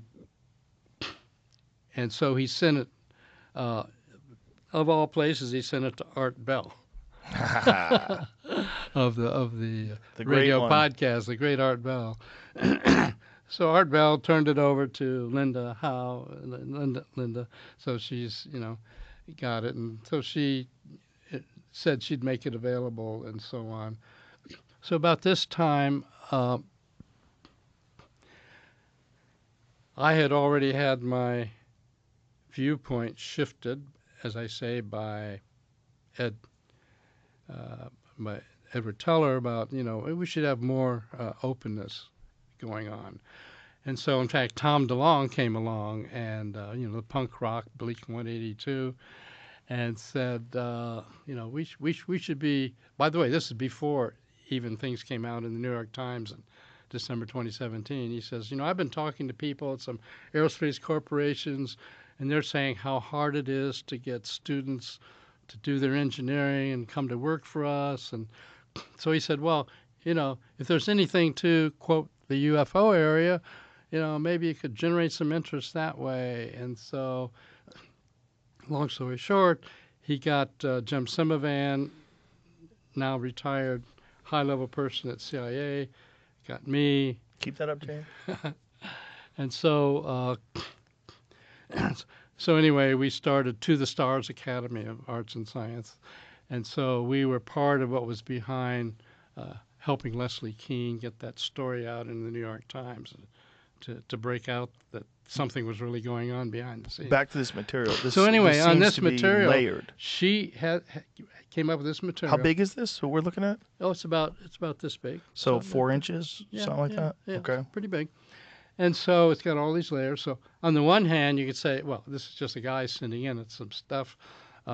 There's no chain of custody. Right. You don't know if he's a fraud, making it up or whatever. But anyway, it turns out those are layers of titanium and bismuth. So anyway, we Tom DeLonge got a hold of a copy, and so we said, okay, we're gonna do everything we can to nail this down. So we actually set up a contract with an Army office, and then they arranged for AARO, the All-Domain Anomalies Resolution Office, to consider taking this seriously. And so they arranged that this could be analyzed by Oak Ridge National Laboratory. And so we provided this to them to analyze. Okay. and what were the results? Well, the results were that there's no obvious proof that it comes from out of our solar system, because there are various isotopes would be different if it came from some other solar system. So that would be the first thing you'd look for to say, oh, this really is ET. So that didn't wash. The second part, though, was a little more interesting, and that is these layers of magnesium and bismuth, I mean, those are the size of a human hair, some of those layers. And they said, well, we can't find any evidence in the history of development of materials like that, and can't even imagine why anybody want to make it. So it's an anomaly. So no proof that it's ET. But one of the things we did do, he says, okay, well, how hard is it to make something like this?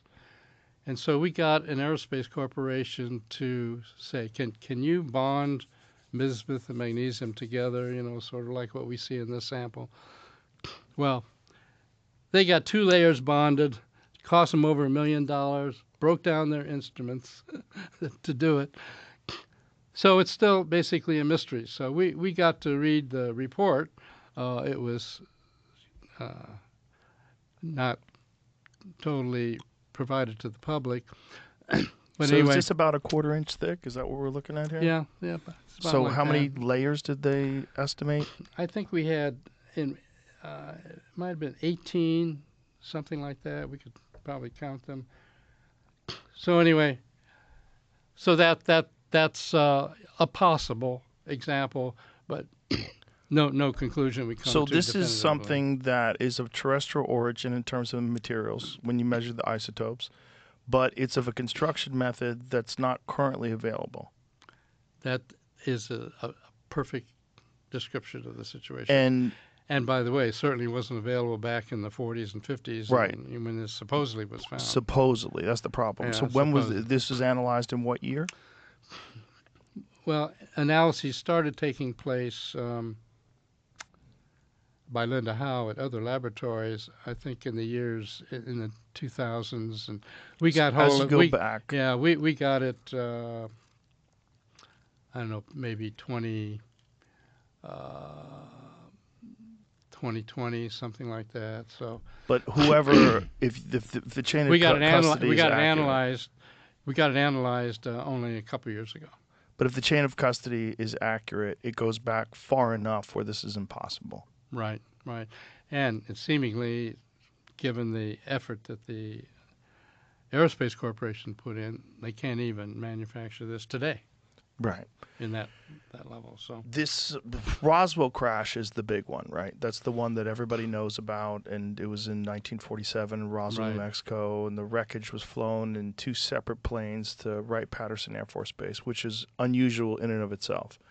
And the idea was that it's flown in 2 planes just in case one goes down, that this stuff is so important that we have to analyze it.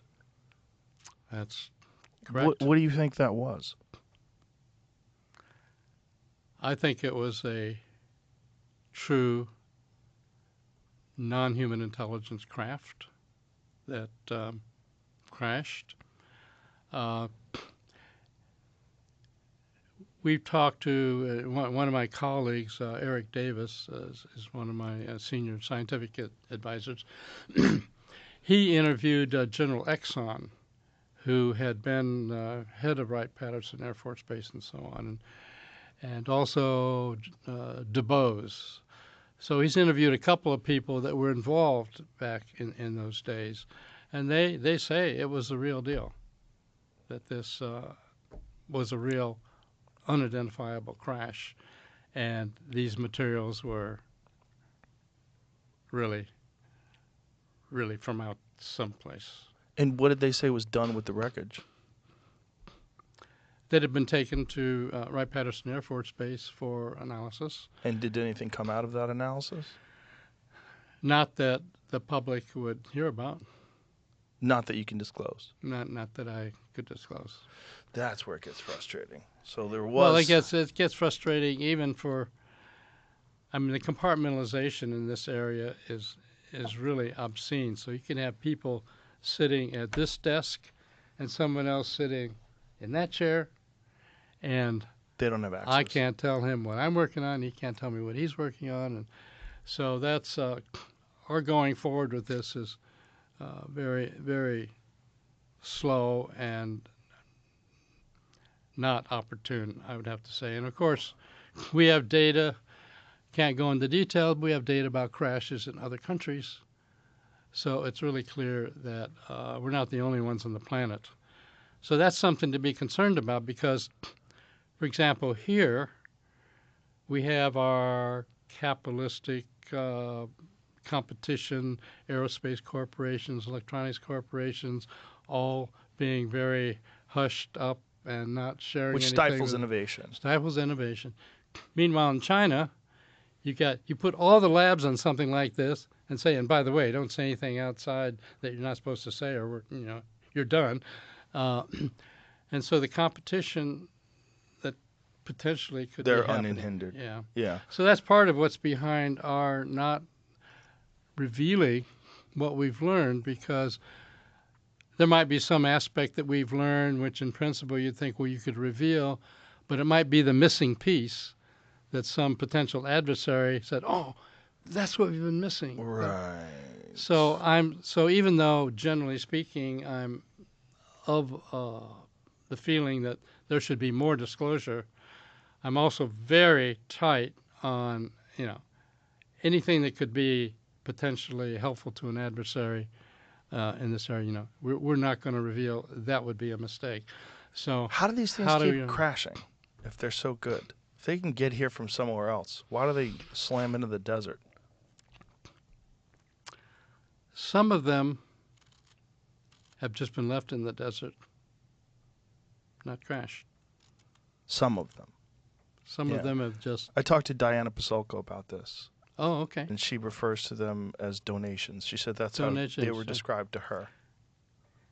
Yeah. So in fact, maybe some of them are donations to help us accelerate our forward motion, or maybe they donate something here, something in China, something in Russia, and see who is best at moving forward, Right. just as part of their ISR evaluation of us.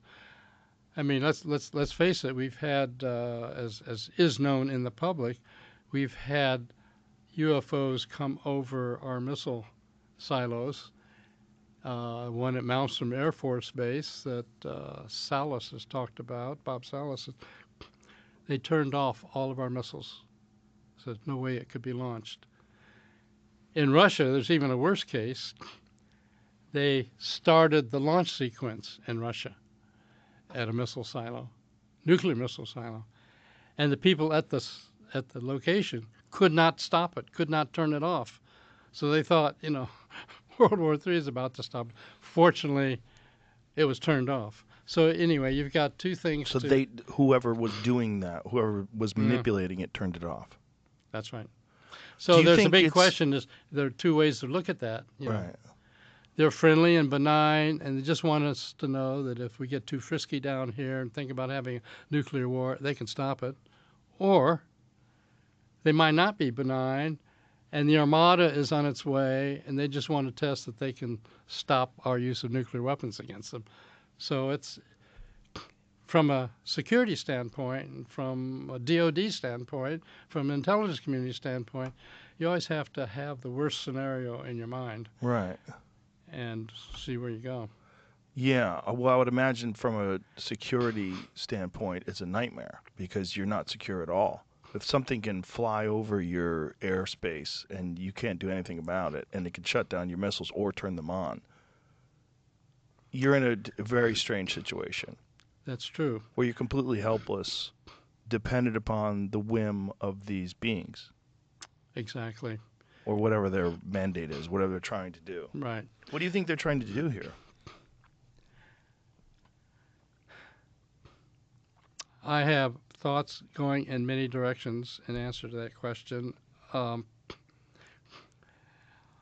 the way from, well, they seeded us here, millennia ago, and they're just seeing how their petri dish is doing. Human Or- beings, the product of accelerated evolution. Yeah, something Yeah. like that.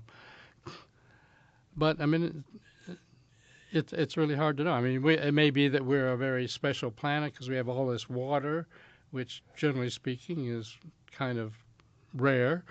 So maybe they'd like to slowly build up a connection with us, so that they could take advantage of direct access to some of our resources. Don't know. By and large, interactions have not been what you might call negative. I mean, even when we shoot missiles at them or whatever. But there were a series of events in Caleres Island in Brazil back in the 80s, I think it was. And as part of our program, we investigated that in some detail, where over some long period, like weeks, and the Brazilian Air Force got involved. They got 1,000 hours of film, and they put a big Air Force group down there. and the UFOs were coming over and sending out beams that were actually harming people. That's our one example that stands out of there being apparent episodes where UFOs, there's no way to interpret it but as negative. So that makes you wonder, well, maybe there's just one particular group of Right. euphonauts that are negatively disposed, but the rest of them are okay. So anyway, that's Well, they're probably yeah. just like humans in that regard, right? There's humans that are involved in scientific research expeditions. They go there not looking to do any harm at all. And then there's humans that will go into an area where they're looking to extract resources. And all they want to do is do that. And anything that gets in their way, is casualties. Yeah, exactly. So there's a lot. I mean, it's still a big area that needs a lot of look-see. And interestingly enough, even though this has been a tinfoil hat crowd kind of thing up until around 2017 when that New York Times story came out, suddenly that really made a difference, because the people that were coming on board that there's something real here were people like Senator Harry Reid and other senators and so on. And so that's sort of broken open that, okay, there really is something here. And so as a result of that, that's how some of these programs have gotten, pushed Greenlit. forward and reignited. How many of these crashed crafts do you estimate there are that human beings have recovered? More than 10. More than 10. More than 10. How many of them are in possession of people in the United States? I meant more than 10 in possession of the United States. What about worldwide? Worldwide? Do we have any data on that? We have data, but it's classified. There's no way to really talk about it. But so there's more, though. You could safely say it's not just the ones in the United States. Not just the ones in the United States, and these. Are they equally distributed? I actually don't know for sure in terms of data. I mean, we have our best data, of course, on our own retrievals. But more It's than hard to 10 say. retrieved in the United States. More than 10 retrievals. What is your take on Bob Lazar? Well, we looked into the Bob Lazar story, and but only from a certain relatively superficial level. Looked at we found out what his clearance levels supposedly were, and so on, which came back saying it was not high enough to be doing what he says he was doing. On the other hand, it may just simply be, it was better than that, but we didn't have the access to see that. So when I hear his physics descriptions, it's a puzzle. It seems not exactly as I would anticipate might be the technology behind the craft, but I can't absolutely write him off. So it's an enigma, and I don't have any hard data to prove one way or the other. So it's I know you've talked to him. And, Yeah. It's a fascinating puzzle. It is a fascinating puzzle. Because that would be the place, S4 would be the place where they would do that kind of work. I mean, if you wanted to do something like that in complete privacy and secrecy, you'd do it in the middle of the Nevada desert, very protected. That's true. Right. Outside of Area 51. So even when people that have high clearances go and say, well, tell me about this. What's behind this? Who knows? If it's a special access program, an SAP, it might be, say, no, we're going to tell you that, he didn't do anything of significance here. In fact, he might have done something of significance. There's just no way of telling from the outside. Yeah. Yeah. So the actual generator, the thing that powers the craft that Lazar talked about, what was your take on that? This idea that it was element 115, that when it encounters high radiation, it has some sort of an anti-gravitational effect, some warp effect. Well, there are two aspects. One is, what is the material or mechanisms that generate the effects. And then the other is, are the effects being described reasonable descriptions of the kind of effects you think are associated with such craft? On the element 115, as you know, in the general scientific community, we've seen element 115, but it's very short-lived. So it's hard to evaluate that, and at this point, there's no evidence that's it. So it was On the other, we should explain to people, it was theoretical at one point until they detected it using, was it a Large Hadron Collider or another particle collider? right now, I think it was a particle collider in Soviet Union or in Russia. And it's very short-lasting. Yeah. But the idea is that what Lazar was in possession of, or what the craft was powered by, was some sort of a stable version of element 115. That's what he says. So, in general, it was known that and predicted that there was an island of stability, as we call it, on some of these higher elements in the periodic table that are beyond uranium and so on. But really no data predicted as to what their lifetimes would be. And so element 115 is in that bunch, and when he first discussed it, it hadn't been seen yet. Or this is way back in 1989. Way back, that's right. But eventually that element was detected, although the version of it that was detected had a very short lifetime. But of course, there may be some other isotope of that element that could have a long lifetime. Who knows? So it's just hard to evaluate. So it sits in my gray box, as I say. But his description of the anti-gravity effects and so on, that's an area that is well described as what you might expect. As it turns out, in that series of 38 papers, one of my own papers that I provided was one called Space-Time Metric Engineering. And when the pilots came to me and said, drops down, takes off, right angle turn at Mach 10,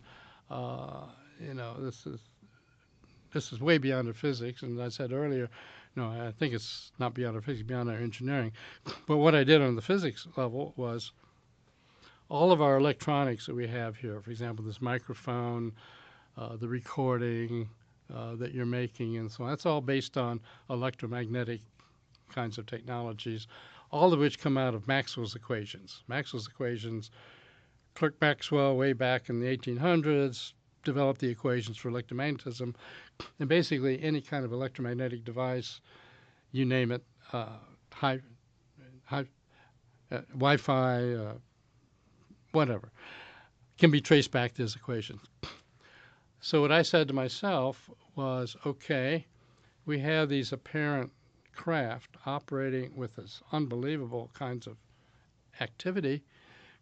Is there any way to account for that in our physics? Well, it turns out. So what I did, I took a sheet of paper, and the left-hand side of the paper, I wrote down all the weird effects that have been claimed. Right angle turn at Mach 10. I got close to the craft, and suddenly it wasn't the same size as it seemed to be when I was further away. It was a certain color, but when I got close to it, it was a different color. All these weird things. To me, the weirder the better, because if somebody was just making up a BS story, they want it to sound rational. So you don't come up with things like, well, I got in the craft, 5 minutes went by, I came out, and 2 hours had gone by. I mean, you're just not going to make that up. Then on the right-hand side of the piece of paper, I said, okay, we have Einstein's equations in general relativity, and we use them to talk about black hole mergers or neutron star mergers or whatever. And all these things are massively energetic events. Suppose I could engineer Einstein's equations the way we engineer Maxwell's equations for electromagnetic effects. What would I expect to see? And I find out I got a hand-in-glove match between what was claiming to be observed and, what Einstein's equation, if you could engineer them. Well, why can't we engineer them? Well, what we know today is the energy density required to engineer those equations is just way beyond our ability to do so. So, Can you give me a comparison to what the energy requirements or something like that would be like? yeah, people have in fact Alcubierre warp drive. I don't know if you've heard of that, but a Miguel Alcubierre was a researcher in general relativity and kind of a Star Trek fan and so on. And he said, I wonder if we could really have warp drive. And so he used Einstein's equations to say, okay, under what conditions could we do a warp drive? And he actually came up with solutions from out of the equations. Okay, what would it take to drive that? Oh, it would be hundreds of times more than the energy of the sun. I mean, just out of sight energy. So, until we have a new energy source, or until there's some back door that we haven't, zeroed in on, it's just really outside of our expertise to think of But engineering. there could be conceivably some breakthrough and an understanding of this back door, like whatever it could That's be, right. some new type of science, new kind of understanding. And one of the things that I've looked into myself is, well, what about vacuum energy, so-called? As a quantum physicist, we all know that, you push a kid in a swing and it comes down and stops. But at the quantum level, you get something going, it doesn't stop. It always comes down to a certain level and it's still there. So it turns out that what we call empty space is not really empty, it's full of quantum fluctuations. And in fact, one of the difficulties of modern physics theory is that when we go by using our standard quantum theory to calculate, well, what's the energy density, like right here, or way out in empty space? What's the energy density of those quantum fluctuations? It's 120 orders of magnitude greater than could possibly be according to all of our other theories. I mean, it would collapse gravity and everything else. So we have this conundrum that energy that is everywhere somehow all is random and cancels out. So, it's just not having an effect. So the idea is if you could somehow access that energy and cohere it, so to speak, maybe you could get to the energy. I mean, What would that look like?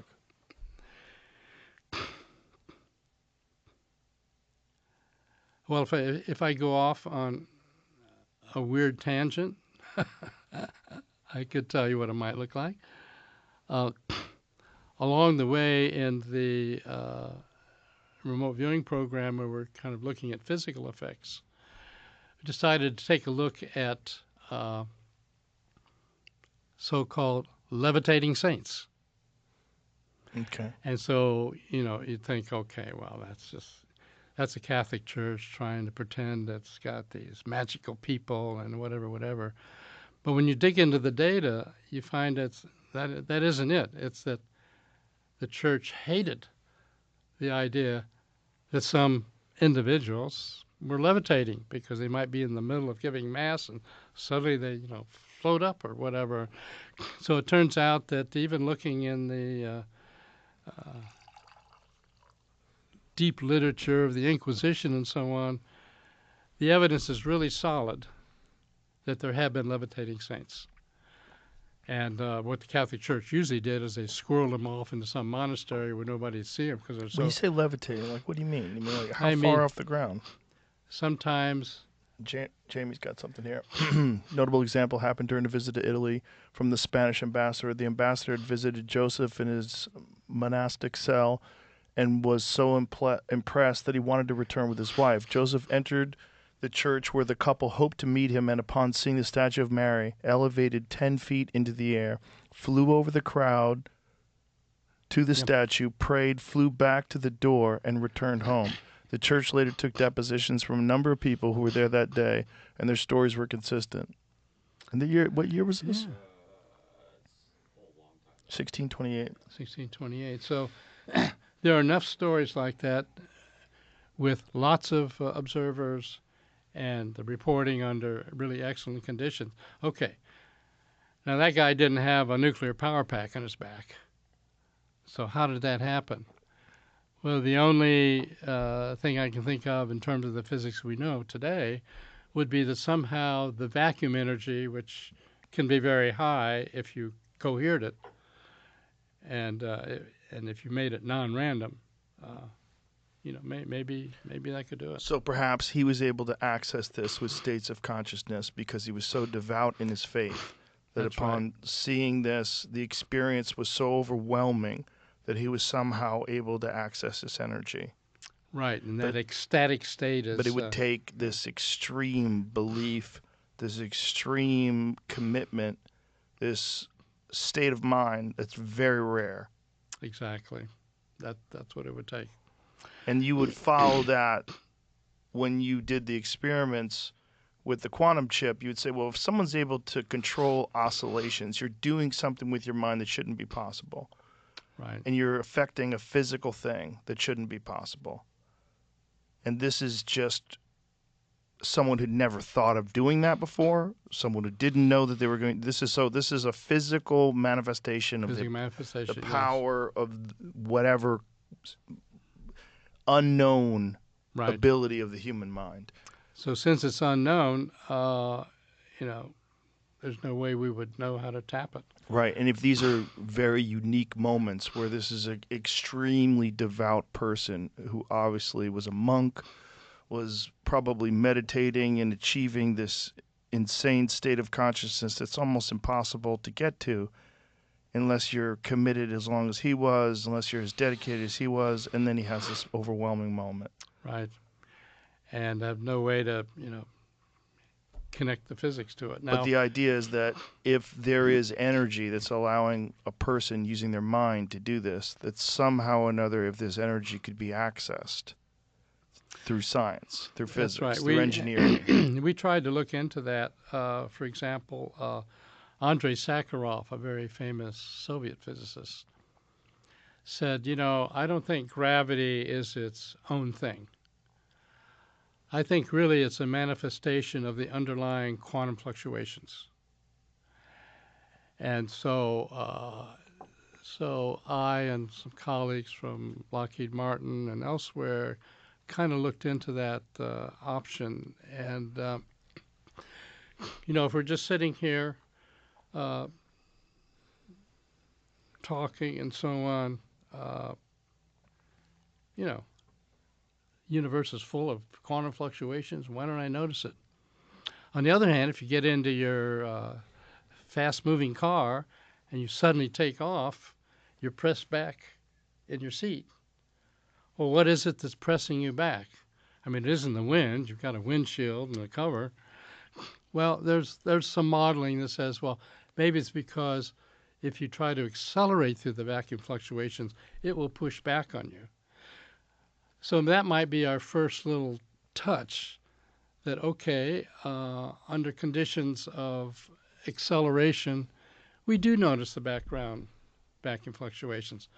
Well, since to a theorist, inertia and gravity are, connected somehow, then it makes you think, okay, well, maybe there's some way of accessing vacuum fluctuations to control gravity. That's what we would like to think. And so one of the things we did in the program was just collect every bit of data that we could.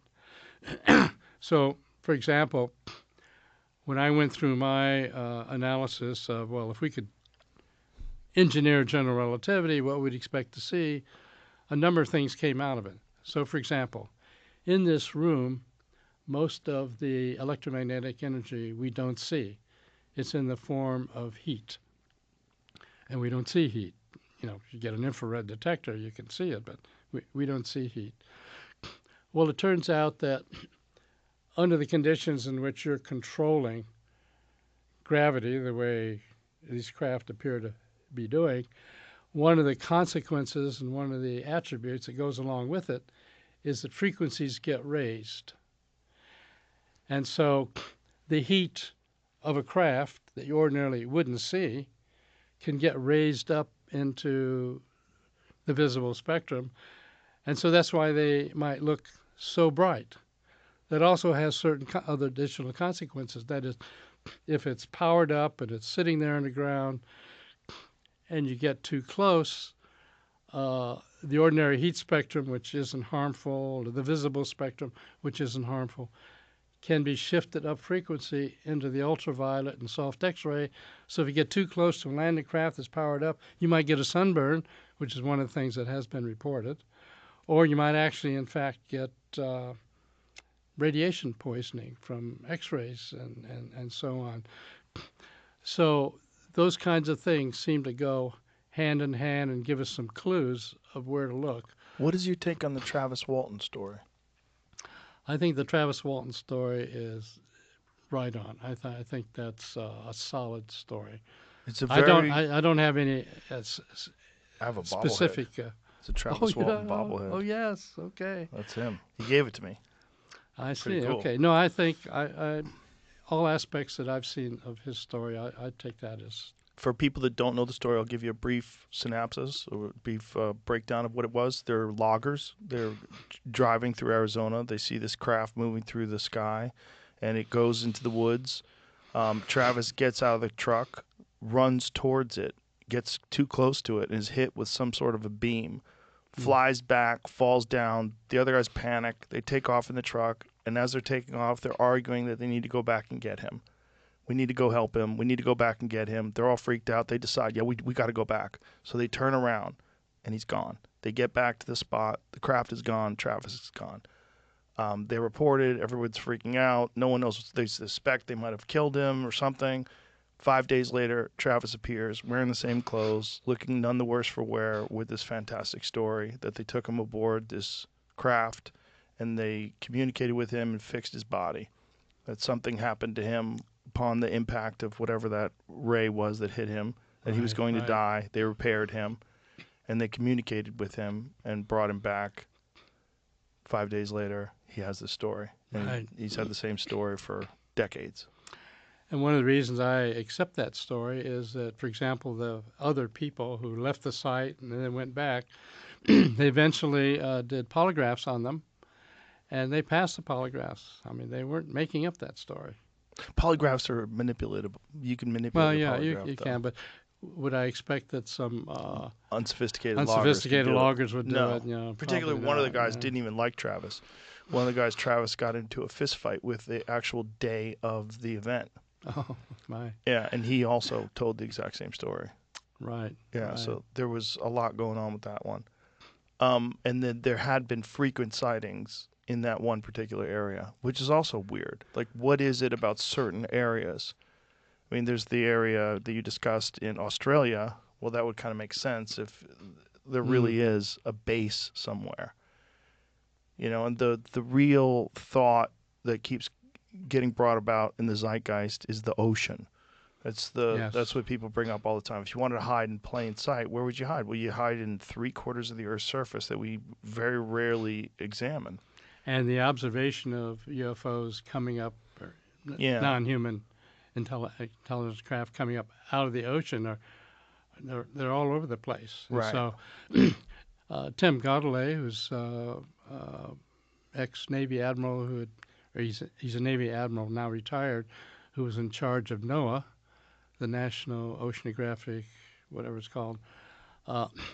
He's really big on the idea of collecting data about UFOs emerging from the water. And so it seems like the data on that is just all over the place. Also, observing UFOs in the water zooming by submarines at 400 knots, 500 knots or whatever, without any cavitation. I mean, it's just really... So the data, we're buried in data, really. We're just not buried in how to explain it. Have any of these remote viewers tried to look at the bottom of the ocean? Not that I'm aware of. Why wouldn't they now, do remote that? viewers have zeroed in on UFOs, although it turns out not at the bottom of the ocean. Let me give you an example. But we should probably do that. I mean, since now these days I'm not involved in the remote viewing programs, so maybe there are some. But there who are doing remote that. viewing programs that are still going on right now. I would say that's likely.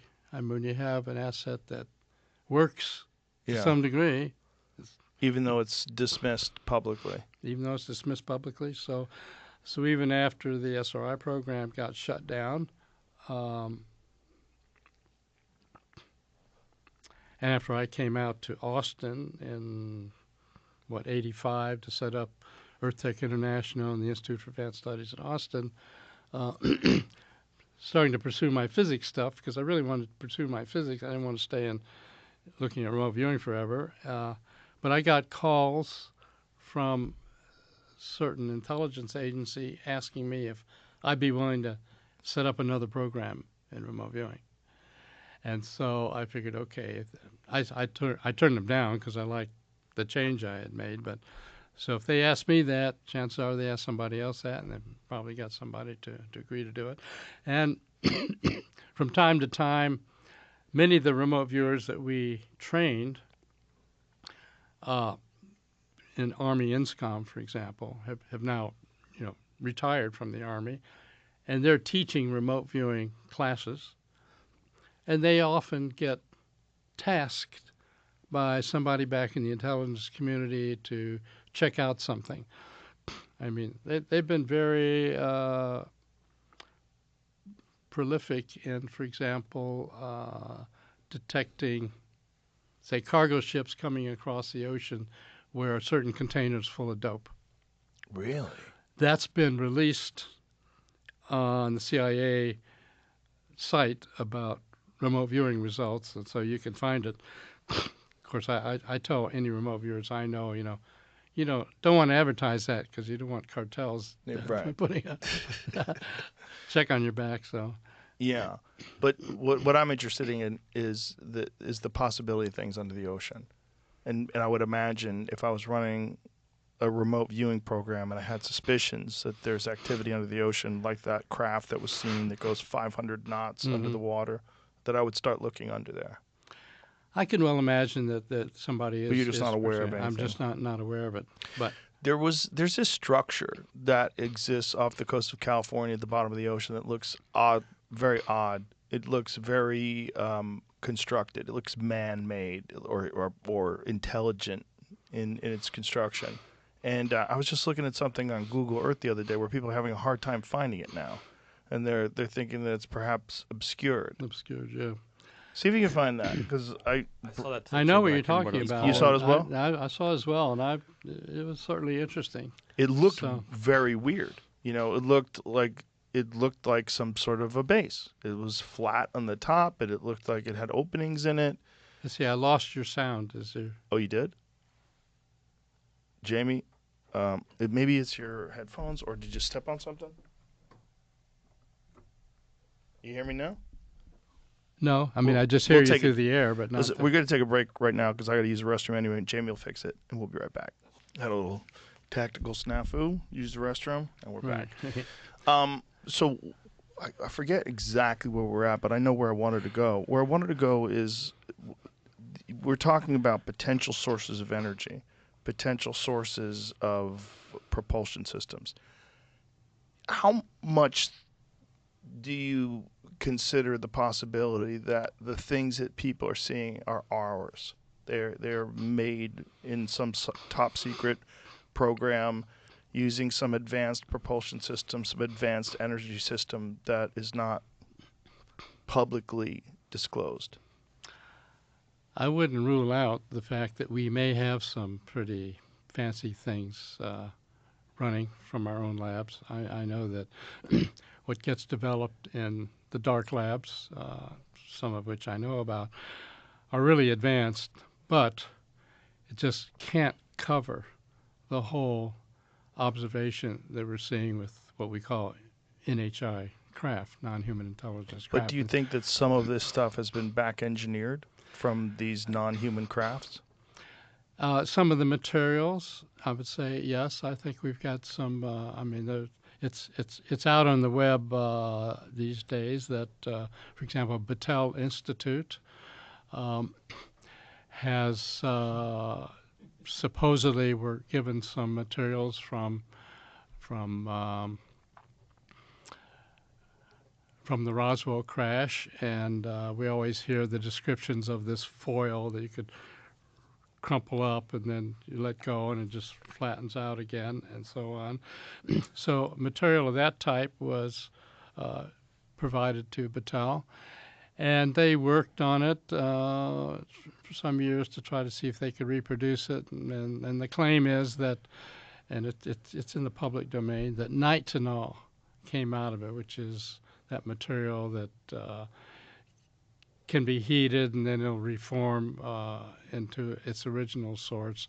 It doesn't exactly reproduce the effect you saw, but some of it is kind of in the direction of that. And it turned out that some of the main material engineers that worked on that, at their deathbed, they told their relatives that they were working on pieces from the Roswell crash, and they made some progress, but not a lot. You can look that up on the internet and see that that's the case. Is part of the limitation this thing that we're discussing earlier about compartmentalization and the lack of ability of other scientists to get access to this material so they can collaborate? Yes, the compartmentalization, I would say, is the biggest impediment to making really good progress. For sure. I think that's the case. And this conundrum has sort of existed for quite a long time. Quite a long time. This is something decades. Also in line with what Bob Lazar said. Bob Lazar said the big frustration when he was working, he was tasked with trying to figure out the propulsion system, but he had no access to the metallurgists. He had no access to anyone else that was also working on similar things. And he's like, science just can't progress this way. It needs to be collaborative. Absolutely right. That's 100%. And it's even worse than you would think. I mean, one of the stories that I ran into was a corporation had materials from crashes in their basement. They couldn't even bring them up to the top floor for their own scientists to look at because it was so compartmentalized. And so that was part of the deal where we said, okay, well, give them to us, and then we'll come in the front door and give them to your scientists. And we won't say it came from your basement, and we won't say what it had to do with. And, maybe that would work. But that got shut down. So it was so compartmentalized. So compartmentalization is really a death knell on much of this stuff. As I go back to my Teller story, more collaboration, even though there are faults that can happen and material can leak out and information can leak out, and that might help an adversary. Still, I think more openness would be a better idea. Oh, for sure. Well, definitely for you and I who are fascinated by this thing. Right. What have you had a personal experience with anything that you can't explain? No, actually, haven't. So for you, it's I mean, one time I saw what appeared to be a satellite make a right angle turn, so that falls into that kind of a category. But who knows? Who knows what it was? Right. So no, I haven't. Nothing profound. Nothing profound. So no. You've never been hopped in a jet and flown to the wreckage and had a chance to look at things? No, haven't. God, don't you want to? Well, I sure would like to do that. But Yeah. that's still. We had this discussion earlier about well, for example, in the remote viewing or quantum entanglement, or what's going on that in our physics that we don't understand, that these kinds of things can be happening. And you'll be interested to know that someone John Paul DeGioia, and I are in partnership to explore a new means of communication, quantum communications. And so I'm actually now, at this point, directly involved in a program to examine quantum communications And so it turns out that whereas ordinary electromagnetic communications, can't get through barriers, metal door or whatever. Well, why is that? It's because the electromagnetic signal, when it gets to the metal door, the electric and magnetic fields generate counteracting effects, and so the signal can't get through. So it turned out that some years ago, when I was digging around to try to find out how to explain unusual effects, I dug deeper into electromagnetism down into the quantum levels and recognized that there are some additional quantum processes where you could end up suppressing the electric and magnetic fields, but you would still have a quantum signal, which in principle could get through barriers. And so that would mean, okay, if that's the case, and you could communicate to submarines. So whereas the salt water is sufficiently conductive, then electromagnetic signal can't get down there and communicate. If you are able to pull out the electric and magnetic components, but you still have an underlying quantum aspect to it, you could get through. Or same thing with, spaceships. When our spaceships came back when the Apollo spaceships came back, once they started in our atmosphere and are surrounded by plasma, we had this period where there's no communication. Well, for the very reason that electromagnetic signals can't get through charged plasmas. But this quantum communication aspect could. What would you use how would you encode the information quantumly, and how would you project it? What kind of machinery would be involved in something like that? Well, it turns out that the machinery to generate the signals would be very explicitly designed antenna structures that are put together in such a way as to prevent electromagnetic components from being transmitted. It's the detection part where the secret to the technology is, because it turns out that, okay, if electromagnetic signals aren't there, how are you going to detect such a signal? Because all of our detectors are, electromagnetic signal comes in and generates a current and whatever. Well, it turns out that this special kinds of signaling at the quantum level can only be detected by quantum devices. Quantum devices can detect these quantum communication signals even if there's no electric and magnetic effects associated with them. So that's what we're looking at. And so when I think about what areas does this have application for? Well, of course, it's got a lot of application for things like communication and under conditions where you'd like to overcome shielding. But it may have something to do even with some of the consciousness stuff. Because ordinarily, when you hear about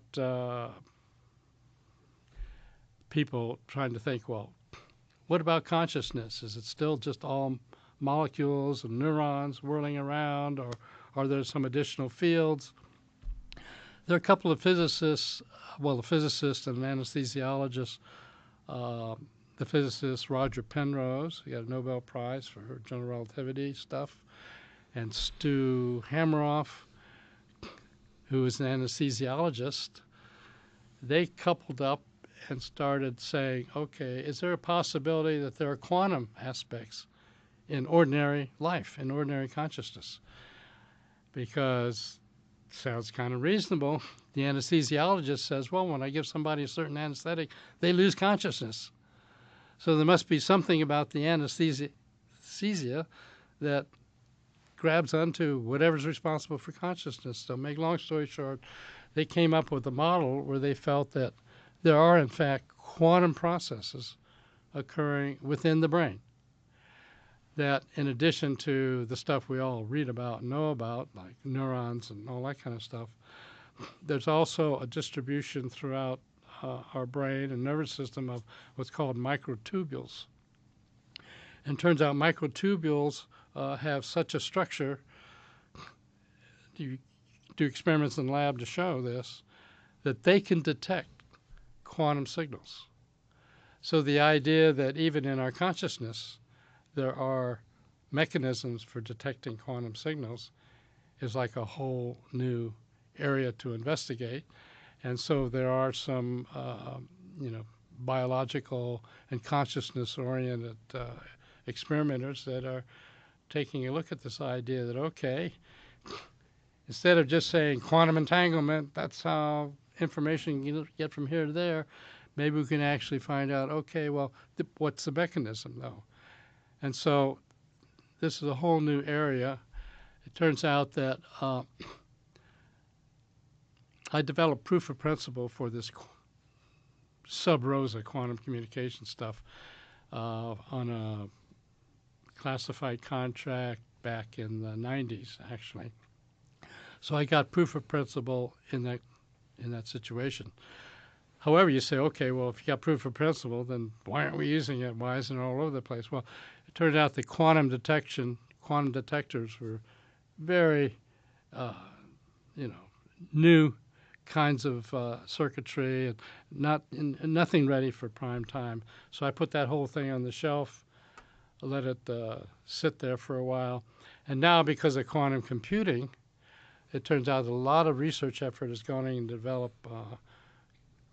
cryogenic circuitry near absolute zero to be used in quantum computing. So I said, okay, they got these Josephson junctions working, which is exactly what I want to use for my detection scheme. And so if I find time, I decide to take it off the shelf. So I approached JP and showed him what the potential was, not only in just communications, but maybe it has implications for, biological things or medical things or whatever because of this other work on microtubules. So he said, okay, well, let's go for it. So we have another major lab that is actually putting together circuitry for us that operates about 3.7 degrees above absolute zero. I mean, this is really quite a technical challenge, but he and I are working in that together. He's my collaborator. Fascinating. Quantum entanglement, is that what you think was going on with the algae? So if you were able to do something to the algae in one area, this same colony of algae, when you had separated by long distances, they instantaneously recognized that something was happening? That's the only thing I can imagine at this point based on the physics we know. How far were they separated in distance? Well, I was going to separate it. It was about 5 miles. As it turns out, I never actually got to do that experiment because the CIA came and scooped me up and said, well, we got to look at this remote viewing. And so even though I proposed doing the experiment, the polygraph said that guys said this would be a great experiment. Never got around to doing the experiment because along the way, Ingo Swann, visited his lab, came out and perturbed the tiny quantum chip in the super shielded environment.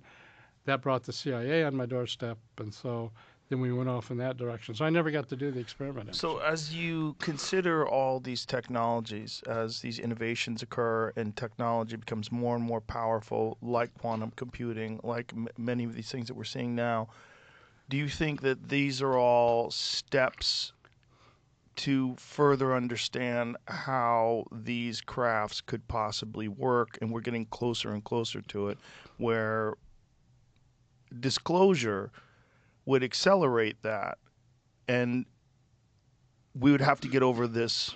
We'd have to have some sort of amnesty towards the people that misappropriated funds and lied to Congress, amnesty towards whatever defense contractors were given access to this equipment or these materials and other ones. There has to be some executive decision that's made where, like, look, for the greater good of the human race, we have to bypass all of these blockades that are involved in us being able to truly understand what's going on here. And one of them is we have to have disclosure.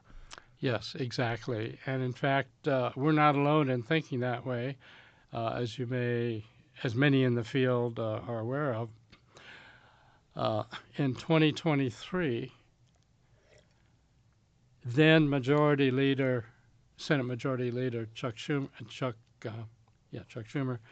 and a Republican Senator Rounds got together, and they put together an outline of an amendment to be attached to the National Defense Authorization Act called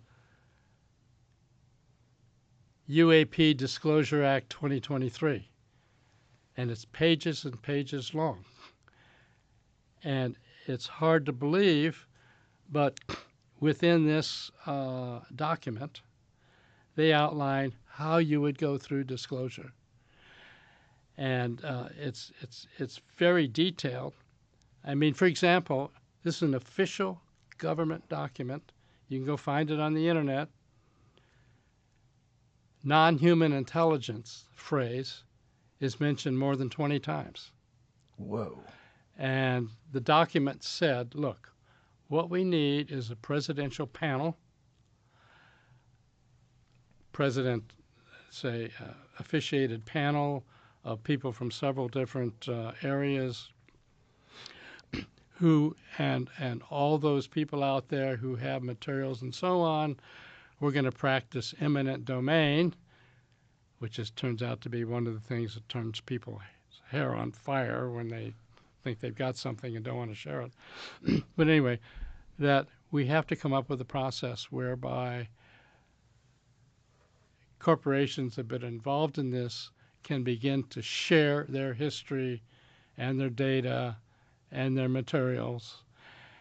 And the National Archives will be set up to make this information available as is safe to do, considering security concerns. And so this is a multi-page document that you can find. You can find it on the internet. Okay. It passed the Senate, but the House killed it. So you might think, okay, well, that's the end of that. Surprisingly so, and it makes you realize the intensity of this, after it was killed, both Schumer and Rounds got back up in the Senate floor and said, okay, it got killed, but we're not giving up. We're going to get it in there next year. And so the following year, 2024, they included it again. And most of it got killed. The only thing that got killed was, okay, the National Archives will make available whatever information is provided them on this subject area. And the National Archives has started to do that. But as you can imagine, anybody who's got some really juicy stuff isn't going to give it to the National Archives. So it's still dead in the water. So anyway, recently I was asked to come in and brief Senator Rounds, who was one of the two people who pushed this. And he said, we're not giving up on this. Give me what you found so far about the physics of this.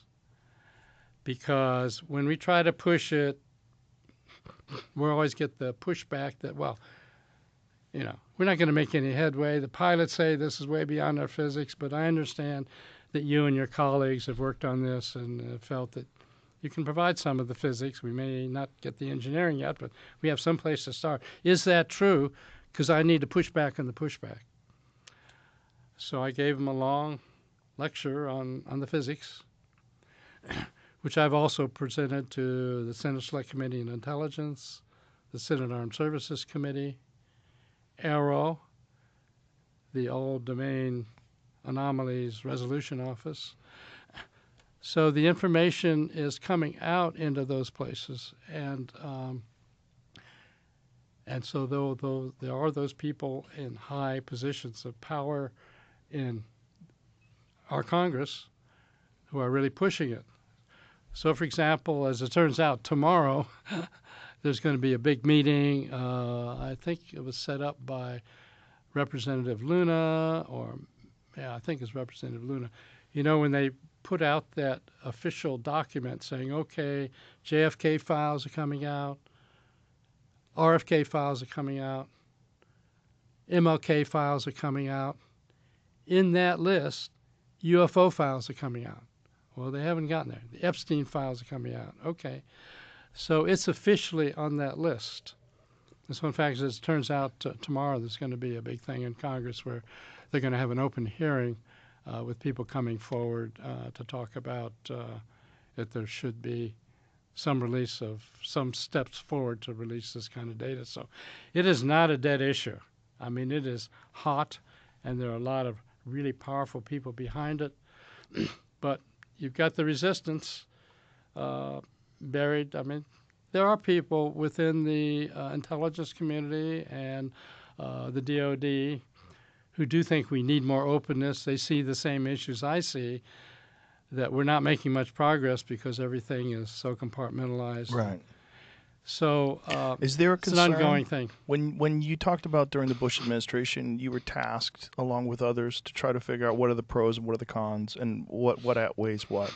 And your group decided that the cons outweighed the pros.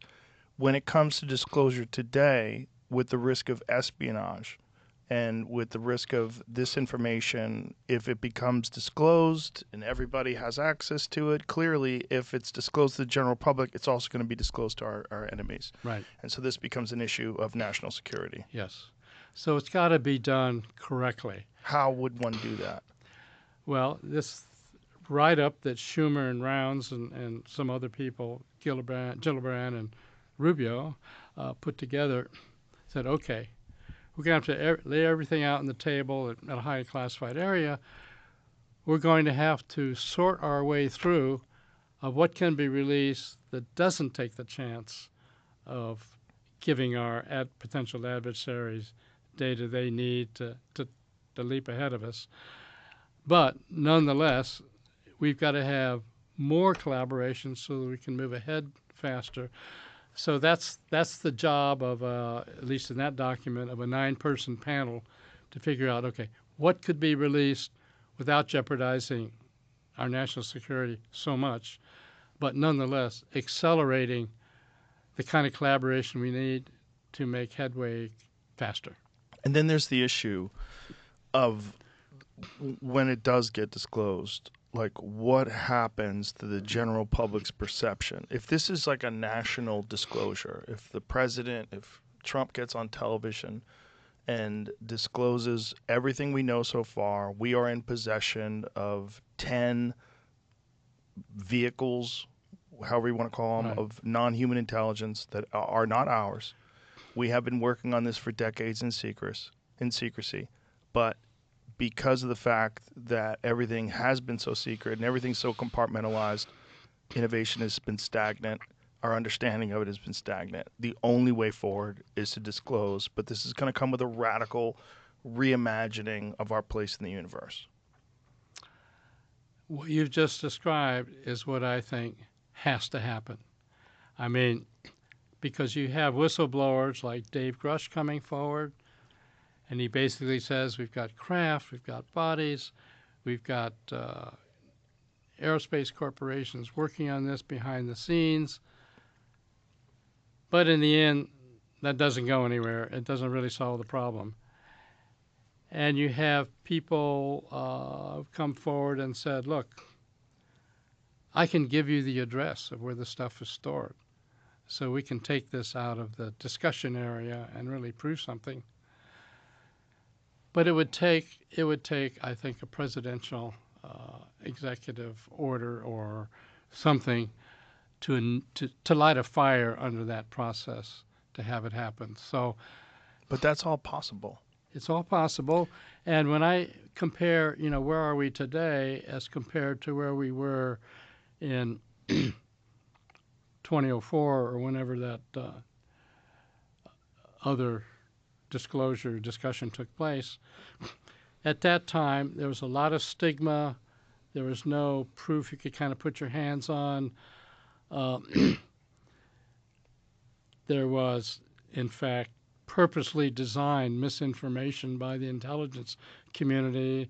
So-called Robertson panel went out of their way to, say this is all nonsense.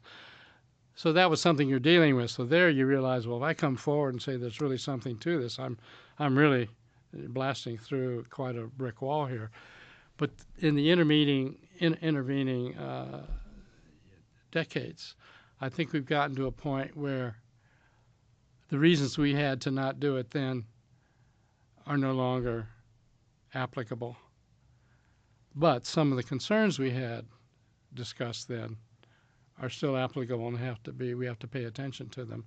So I think, for example, this film that you saw that had its premiere at South by Southwest that Dan Farrow put out, and an upcoming book coming out by Jay Stratton, who was in charge of the UAP task force.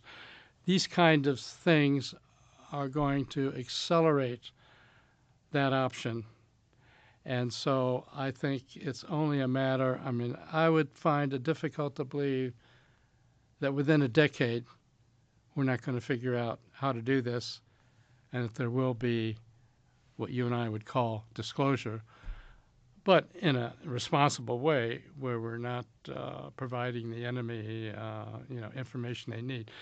I mean, I recall when the DoD program was set up out of DIA, they said, well, we need to investigate this to find out whose craft there are, how do they run, and whatever.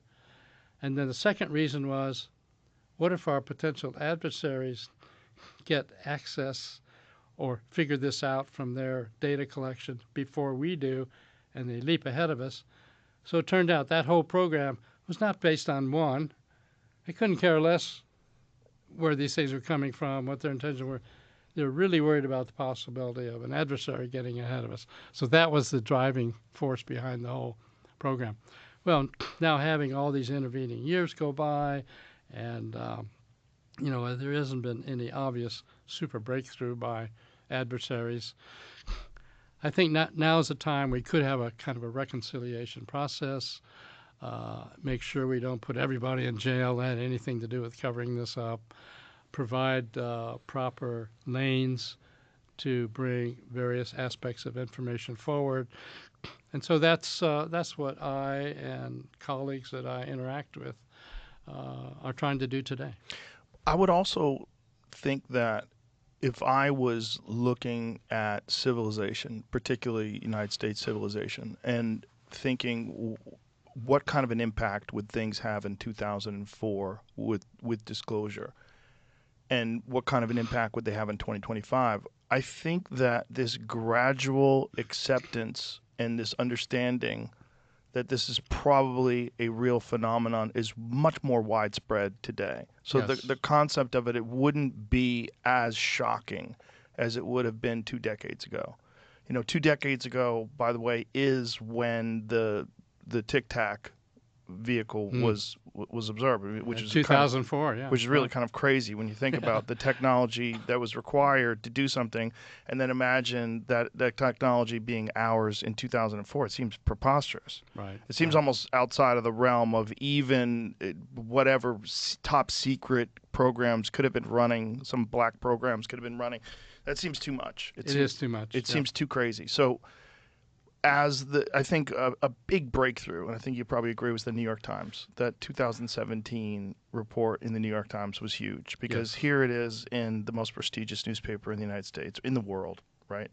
And it's saying, look, there's real things happening here, and there's real people who are at a very high level who are talking about these things. Whether it's Commander Fravor or Ryan Graves or all these different fighter pilots that have encountered these things that are just doing something that is beyond explanation. This is more in the zeitgeist now. Yes. And the more you have people like James Fox and Jeremy Corbell and these documentaries that get out, more and more of an understanding and appreciation of the fact that these aren't kooks. These are real people, and we need to take into consideration the very obvious possibility that we are not unique. There's too many planets, there's too many solar systems, there's too many galaxies, and then dimensions. Yes. And then just the potential of what do we look like in a million years? Right. What do we look like in a million years? And if we, existed in this form for hundreds of thousands of years, it's not inconceivable that a species like us could keep going with its innovative trajectory and achieve some state a million years from now that is just beyond our imagination currently, and that we might be experiencing that. Right. I think you have laid out an exact map of the real situation and what the future probably holds for us, and the fact that now's the time, sooner rather than later, to begin to have this become part of our total philosophical fabric, to face into this and to accept the reality of, non-human intelligences, for example, and recognize that our own technical development is moving so fast that the kind of things that we find to be so mysterious are pretty much likely in our not that far off future. Well, just what we see with the leaps that quantum computing Exactly. is able to achieve. Equations that would take standard computing billions of years, it could do it in 4 minutes. Exactly. That's right. Just you hear that and you go, what are you even saying? That's right. In fact, my son this morning brought up that article, and it's kind of unbelievable. So It's unbelievable and it's real. it's unbelievable and it's real. And it's happening right now. And then just imagine taking that 50 years. Yes. 50 right. years ago, that was science fiction, That's complete right. science That's fiction. right. I mean, I love my example of, in fact, I got it into the New York Times article. Suppose you gave Leonardo da Vinci a garage door opener. What could he do? Well, Right. first of all, plastic. He doesn't know what plastic is. Secondly, when he opens it up and sees all these little tiny things, he'd never heard of electromagnetism. I mean, there's no way that even, or give Einstein an iPhone back in 1945 or something, Right. What could he do with it? So that's sort of the position that we kind of have been in, to see these craft that we get access to either through crashes or, quote, donations. And, it's really mysterious, but nonetheless, we should do our best. And these days, because of the development of quantum technologies and so on, we have better tools. We have AI on our side to move fast through some calculations and stuff. So I think this is the time where disclosure is going to happen, and relatively soon. Well, if it does happen, it's thanks to people like you that stuck their neck out for many, many years. And I'm sure you experienced a lot of ridicule and side eyes. Sure did, right? In fact, I remember when I was involved in the remote viewing program, one of my sons was attending a grammar school, and one day another father's kid came over to play with him. And when the other professor, actually at Stanford, came over and said, I brought my kid over to play with you, but his last name is Puthoff. Are you associated with that Puthoff at SRI and that remote viewing? I said, yeah, I am. And he said, okay, my son's not going to come over and play with you Boy. anymore. So Oh, you what run a into fool. that. What a you run fool. into that. But I don't know, some people Why just wouldn't he have- want to talk to you? If that was my kid, I'd be like, let's hang out. Yeah, really. Tell me, Hal, what the heck are you doing? Yeah, so anyway, that's what we used to run into. Closed-mindedness. But that shows how things have changed. Right. I mean, in general, when we talk about the remote viewing aspects, people just say, okay, I accept that. Now, how can we apply it? And we talk about technologies associated with crash retrievals. Okay, fine, but what can we learn from that? How can we apply it? So, I mean, it's a different world we're in now, and I'm really excited about it. And I'm not going to stop. Well, I'm very happy you're out there. I really, really appreciate you, and I really appreciate your time. So thank you for coming in here and talking to us. Certainly welcome, and I appreciate the fact that you're willing to be pursuing these frontier areas and bringing them to a large audience. That's a real gift. I really appreciate that. Well, it feels like a gift for me because it's so fascinating, and I've been obsessed with it my whole life, as I think a lot of people are who look into it at all and realize there's something of substance there. Right. Well, thank you, Hal. Thank you. Well, It was thank a real you, pleasure. Joe. Thank you. Pleasure for me too. All right. Bye, everybody.